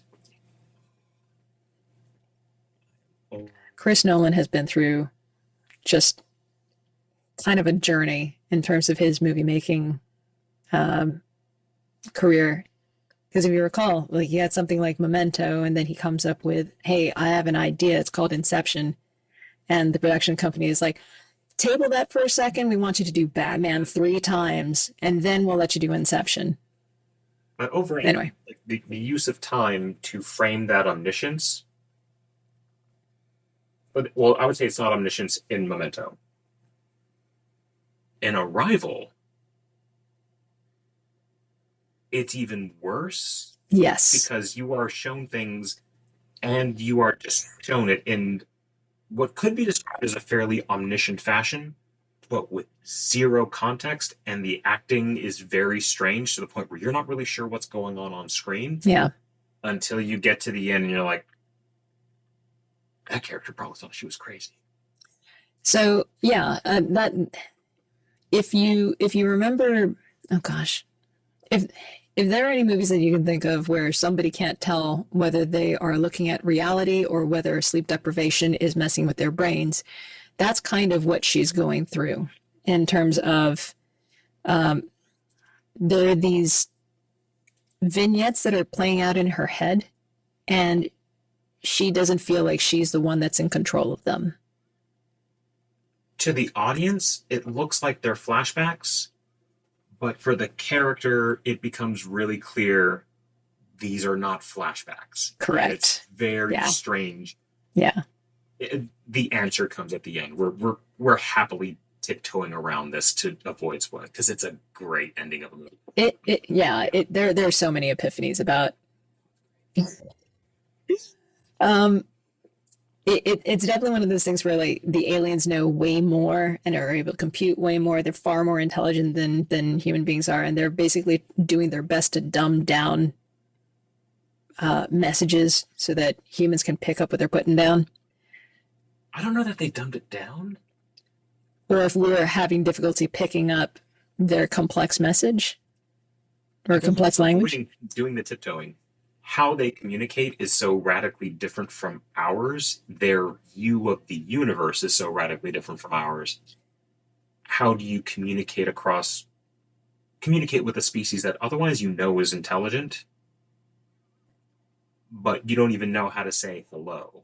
Well, so there's so much about Arrival that I started snowballing internal dialogue about how language shapes us, how language shapes our perception of things. What the aliens are able to do is they're able to, the way that we write a sentence, it's left to right or right to left, and it takes time, or top to bottom. Yeah, thank you. What aliens are able to, these aliens in Arrival are able to do is they're basically blowing smoke that takes the shape immediately of whole concepts in a scatter, like almost Rorschach line. Yeah. It's like reading a word in a circle, where it just takes one look at the circle and you know what it is that you're looking for, like an entire sentence or entire concept or like a long ass name or a whole story in a circle. And what that is also indicative of is how they perceive time, or how they perceive for them mathematics. Yeah. I mean, like we look at clocks and we're able to in a blast figure out something that is invisible but integral to our rhythm, like time. There is. You need to talk to some of our younger folks at our institution because. Oh no. Oh, it's so sad. Well, and then there's also cursive. I could get into that conversation later. But what they're also able to do is when they're trying to communicate something quickly, what they've decided to be able to do with her is project a memory that would evoke an emotion. Was it them doing that?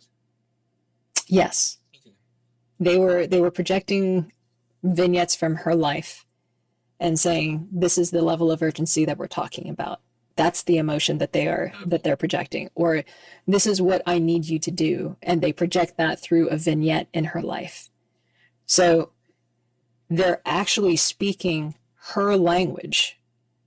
It's like they're the ones being bilingual by not using words, but using the way that she has shaped her personal narrative and taking that language and projecting it back to her in order to speak to her. She hadn't done it yet. Yes. Yeah, that You're welcome for spoiling. But yeah, it we should just go. okay, go ahead. Okay, full spoiler. She's seeing her future memories in very weird ways. Stuff that she doesn't understand. You see it as a viewer. Like, oh, here's this picture of a lovely home life with a young child and crayon drawings, and she's waking up like, I'm not married, I don't have a kid, what the fuck is this? And as it goes forward and through the story, these become more frequent and stronger and more impactful on the main character. And it's bound to her learning the aliens' language because the aliens do not view time the way we do. They're more of the whole, is it the Manhattan, Dr. Manhattan view? Have you read Watchmen? I've seen the movie. Same kind of thing.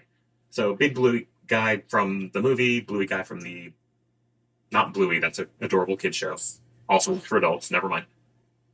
The blue guy from Watchmen sees all of time at once. Yes. These aliens more or less see all of time at once, and they see their future bound to humanity. And they need to get humanity on board so that they can... Sounds like vaguely like interstellar war kind of stuff's happening, and they desperately need humans because we're the ones that are going to help them win it. So, right. Yeah.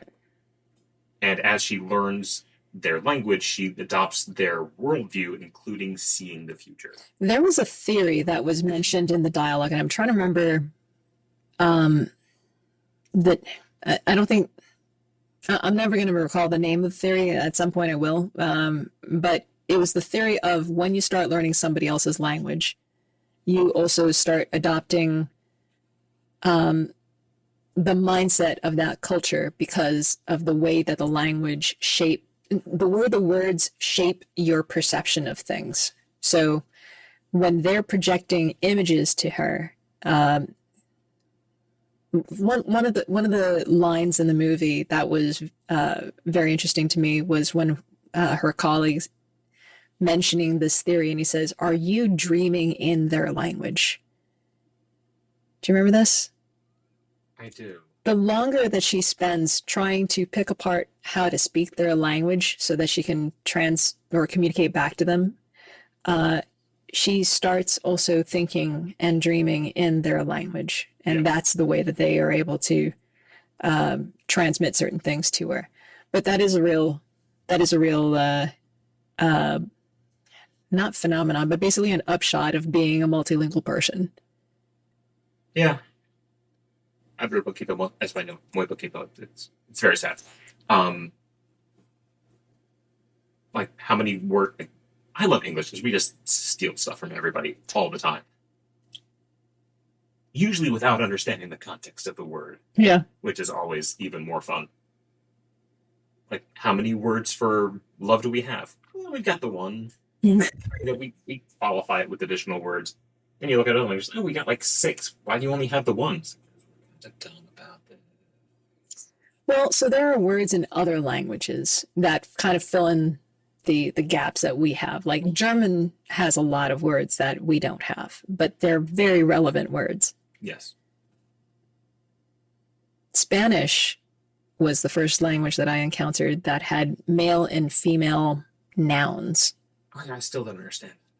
Well, I mean, I do. they do, Yeah, and that's the thing is that like they do in their life is their view of the world is split in between male things and female things, and I think English had it too, but for whatever reason, it just didn't get used as much, and it fell off, which is probably for the best in the grand scheme of things. But like French, the same way. It's French has female and yeah, male gendered things. pronouns and everything, and they have Hmm. they have their own institute to like, decide on new words, and apparently they have very lively discussions about whether something should be male or female.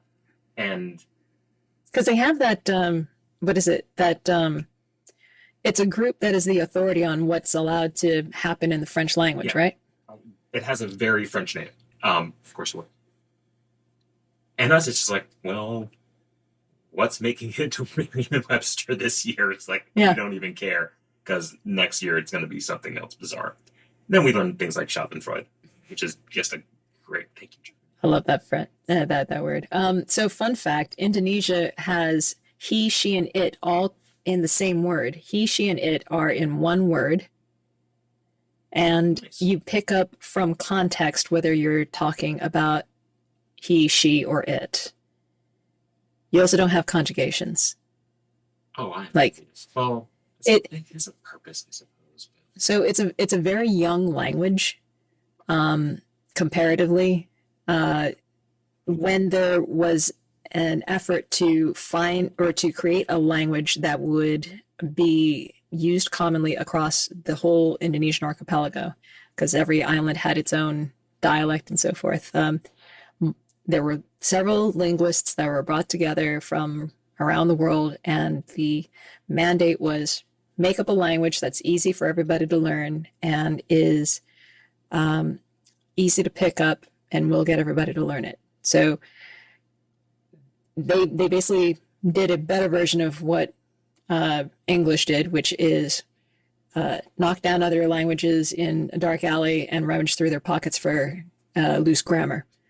And he, she, and it, the lack of conjugations, and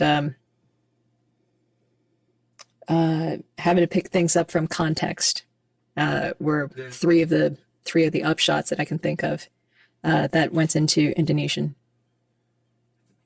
It's cool. yeah, Like if you want to say fish, like one fish, you can say ikan. If you want to say many fish, you say ikan, ikan. fish. Fish, fish. That's how you say many fish. I can't think of very many exceptions to this either. That's fantastic. You're welcome. How are we doing on time? let's do one more roll. We are in the only episode that has done 4 rolls, so I'm kind of excited about I this. hope that the first one was not a good combination. We did the best that we could, I think. Oh yeah, I'm rolling. Here we go. 3. I'm catching up. 5. I'm going to re-roll on that. 1. Oh, you're going to love this. All right, so you got topics, right? So Yes. Topics. It's going to be what? Love, hate relationship with cardio. And for stories, you get to talk about Warhammer 40K Okay. Astartes. This So, is the start. All right. So, uncensored plug. EX2 Adventures. Great trail running experience. If you have the opportunity and have the wherewithal, I highly recommend. Also, trail running is horrible. It's if you don't like running, you will not like trail running. So, my love and hate of cardio. I did not do any meaningful exercise apart from what was required in high school from birth until the age of about 33. I okay. did almost nothing. I did some taekwondo, but I misunderstood what I really needed to do, so I'm not going to count that. From like age 18 to 33, 15 years straight. I don't know how or why. I got it in my head like, okay, people enjoy doing exercise. They wouldn't keep doing it if they didn't like it in some way. My brothers are all in good shape. My mother God bless her. She just would, like, almost every day of her life, she would run. Part of it I learned was to get the hell away from us and to calm down, because me and my brothers were little shits for. We've gotten better. We're all advanced degrees. We're all married. It's good times. Anyway, I tried running. I hated it. And instead of just stopping, the little part was like, all right, what the hell am I doing wrong? I got a heart rate monitor. I realized I was trying to go too fast, because in high school or middle school, I ran a 7:30 mile. Mm-hmm. I was trying to do that. And I was actively killing myself. So I slowed down. And I finally was like, okay, this still sucks, but I don't feel like my chest is going to explode and then I'm going to fall down. I mean, the first time I ran a mile without stopping in my 30s is right up there with finishing a marathon. Like, I wish that wasn't true, but it is so damn true. Anyway, I finished the marathon in 2015? 2015. Marine Corps Marathon. Oh, gosh. It wasn't that hard. It actually, aside from one last hill going uphill, right at the Iwo Jima Memorial, it was really quite nice. I just didn't fully train for it because I twisted my ankle like halfway through the training regimen. I think I did 18 before I injured myself. Healed up. I was like, you know what? Sure, why not? I'll give it a shot. Dumb idea. But, like, the bucket list has been assuaged. But now, like, my older brother, he did that one with me. I think he did another one before that. He's doing like 50, he wants to do a 100-mile run. My other... Did you say 100-mile run?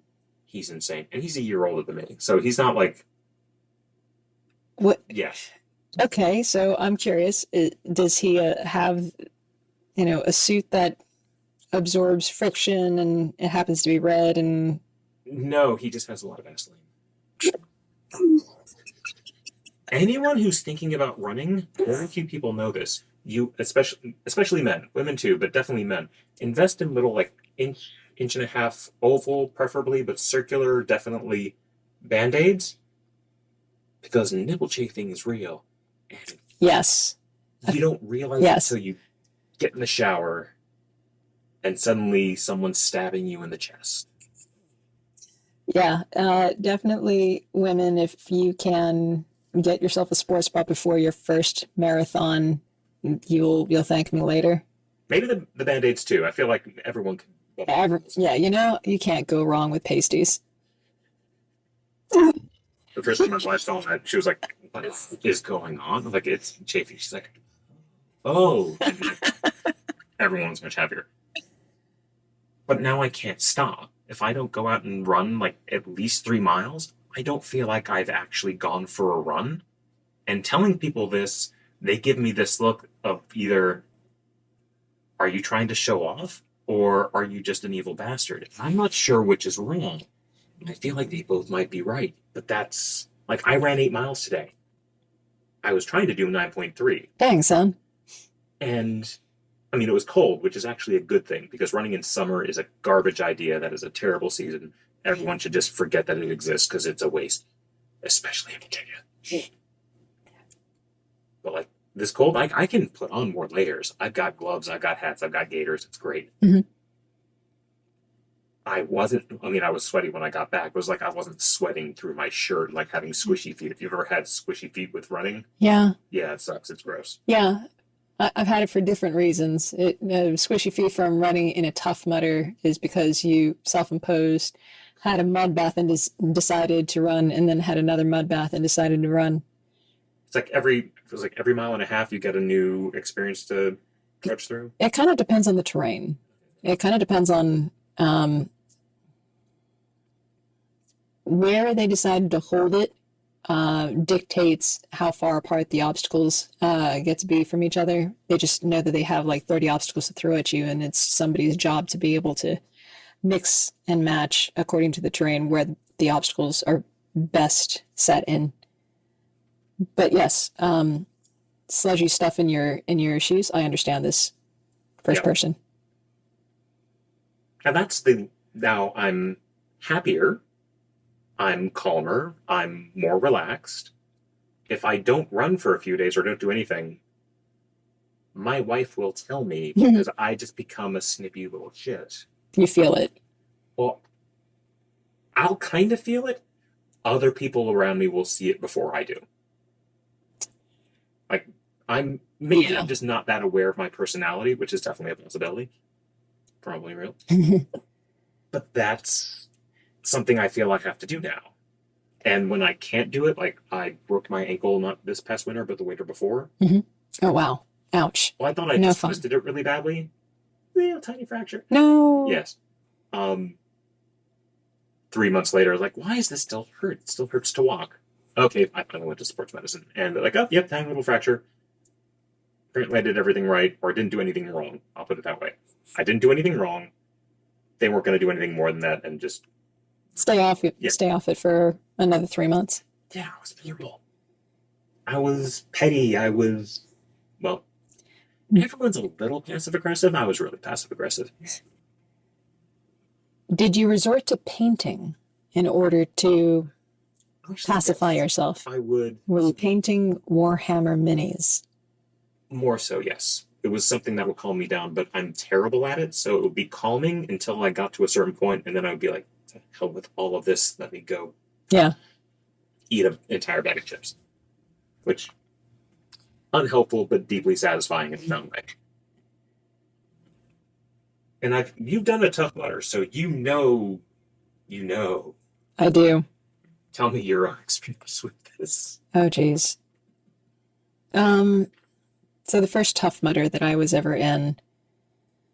Let everyone else know what a Tough Mudder is. Right, thank you. What a Tough Mudder is, but not everyone else may know. So, a Tough Mudder is a 5, 10, or 15-kilometer obstacle course that you run, and it is not timed. It is literally for the spirit of camaraderie. So one of the things that they say in the hype talk that they have at the start line is look at the person to the left and to the right of you, that's your teammate. Look at everybody around you, that's your teammate. If you, while you're on the course, find somebody that's face down in the mud, that's your teammate. So what they're trying to do is basically put you through shared trauma. Yeah, absolutely, yeah. And then be able to rise above the trauma together. So that it is a wonderful experience if you are the challenging yourself type of person. It is also a harrowing experience if you don't deal well with cold weather, cold water.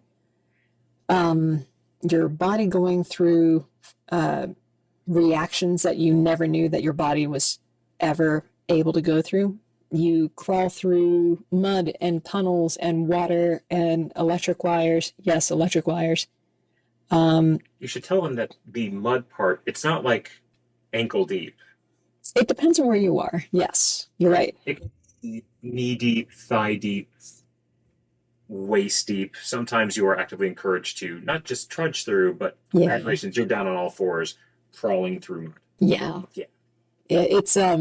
It's pretty intense, but it's also a way to you find yourself in so many ways. There are narratives about yourself, stories about yourself that will change.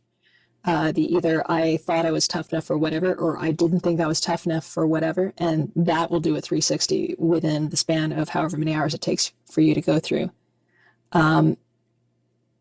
The best part about it, though, is turning around and helping the person behind you through an obstacle. There's something, going back to that whole belonging subject, you find yourself more inclined as you go through the course to want to help people around you.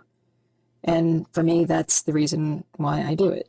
And I think that was the intent of the Tough Mudder in the first place, was to make people not just want to do something physically extreme, but want to find people to do it with, or to find themselves amongst people who are doing it for their own reasons. So, my love-hate relationship with cardio wound up becoming more intense and I just finished my 6th Tough Mudder a few weeks ago. So thank you.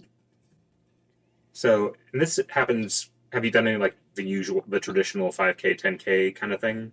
So Mostly the more obstacle thing. traditionally, they used to be only 15K. They used to be only 15K Tough Mudders, but I guess because of whichever course that they decide to pick, sometimes it's a little bit less than 15K.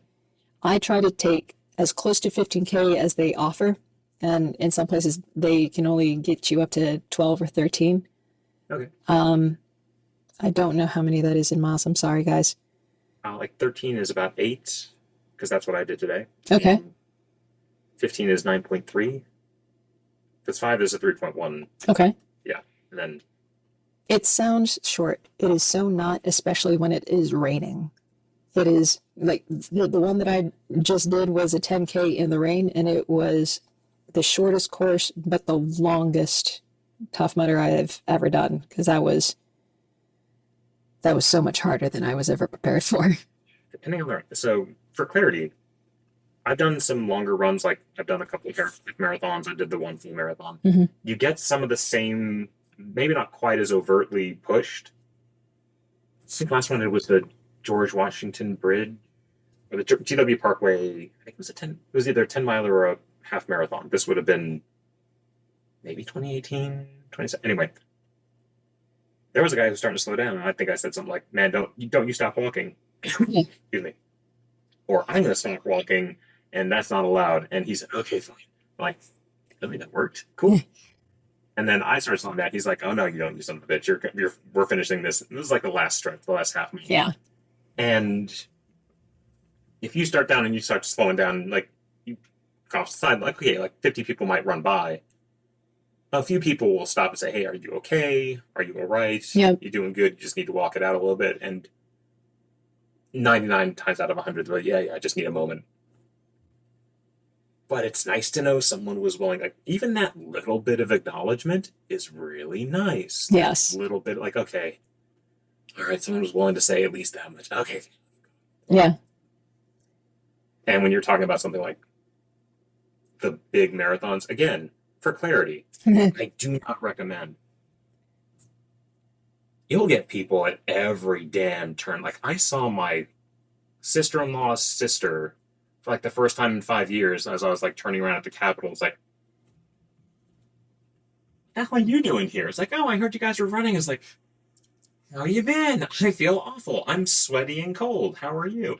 But to tie it, okay. Okay.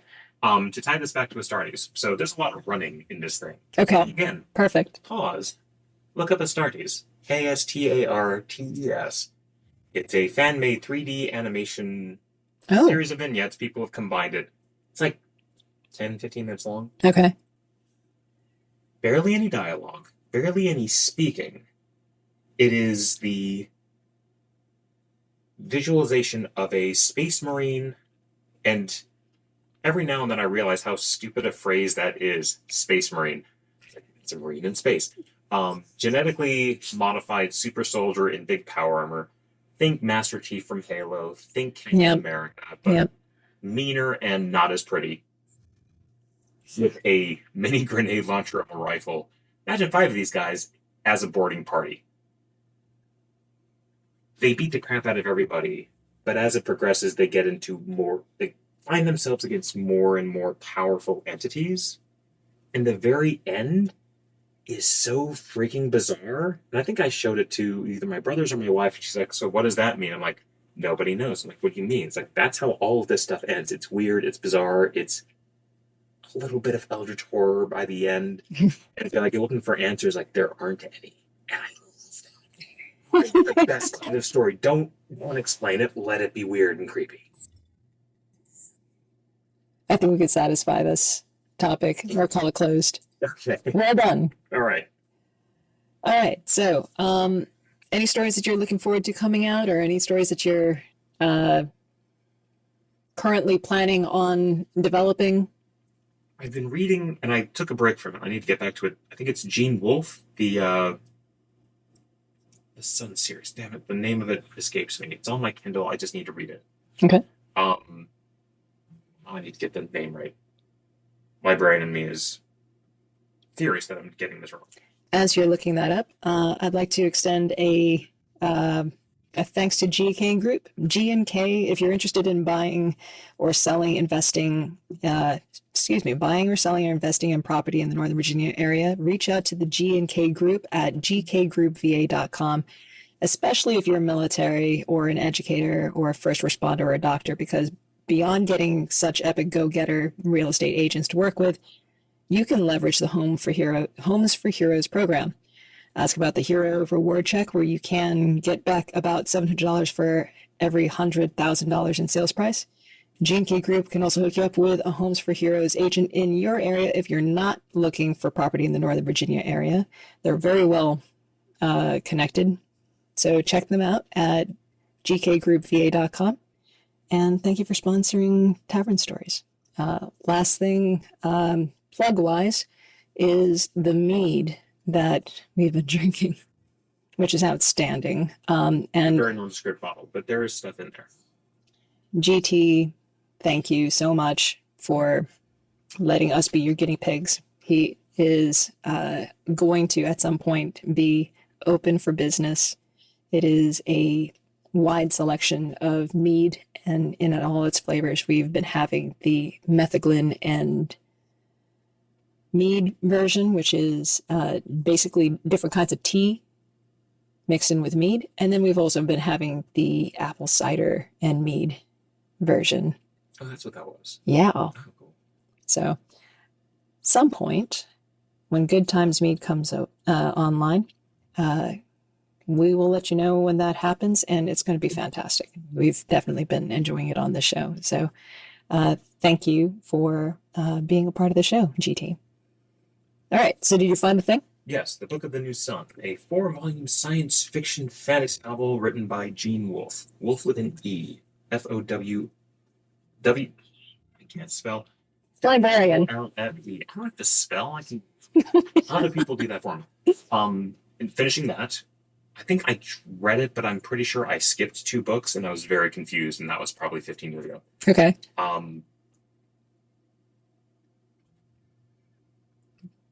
Words. Wolf with an E.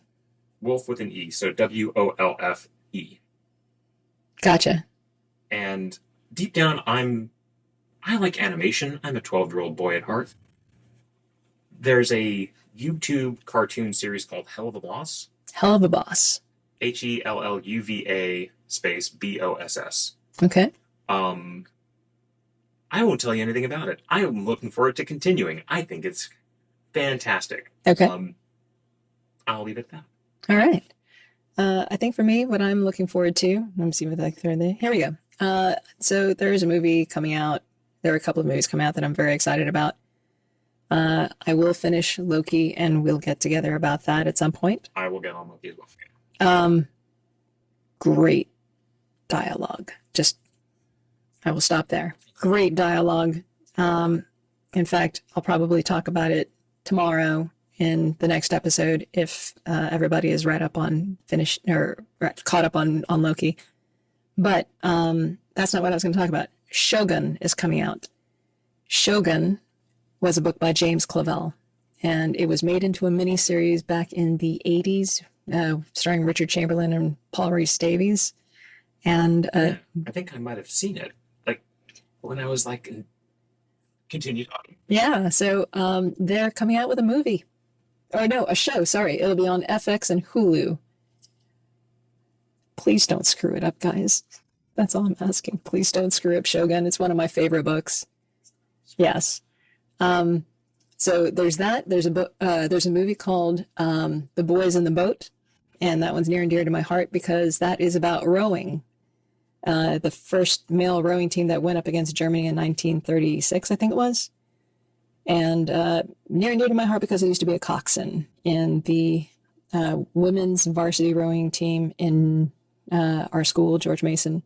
Nice. And it just gets me in the feels when I see people rowing together, or if I'm seeing a coxswain doing his or her thing. So that's a big deal. The new Hunger Games movie coming out soon. Oh, the prequel? Mm-hmm. I'm intrigued to see where they're going to go with it. Yeah. So, those are the ones that come to mind. And at some point, I will actually have down a list of any of the books that I'm looking forward to reading. I do have a list. It's all on Audible, and I'll get to it next semester, I'm sure. After the season of Tavern Stories is over. Yes. Okay. All right. So, anything else? I would like to thank the barkeep, who's been fantastic at keeping us in line and letting us know how our sound is and Vox Machina exclamations, because Absolutely, yes. I was the one that raised the flag. Go and watch Legends of Vox Machina. It is. There's another season of that coming. That's right. That's What I'm looking forward to. Yes, there will be more Vox Machina. Thank you, Critical Role. All right. So that's pretty much all I've got. excellent. All right. Well, guys, thank you for joining us for Tavern Stories. We have another episode that's going to be recorded tomorrow, 6 p.m. EST. And I am looking forward to seeing you guys either in the Twitch or on chat, or seeing you subscribe everywhere. If you want to figure out where to subscribe to, YouTube, Audible, Spotify, Pocket Cast, I'll see you if you subscribe. Thank you very much for joining us. And check out things on Instagram or message whenever you feel like. And All the things. Everywhere. all the things everywhere. Yes. All right, guys. Come back to the tavern and bring some stories with you.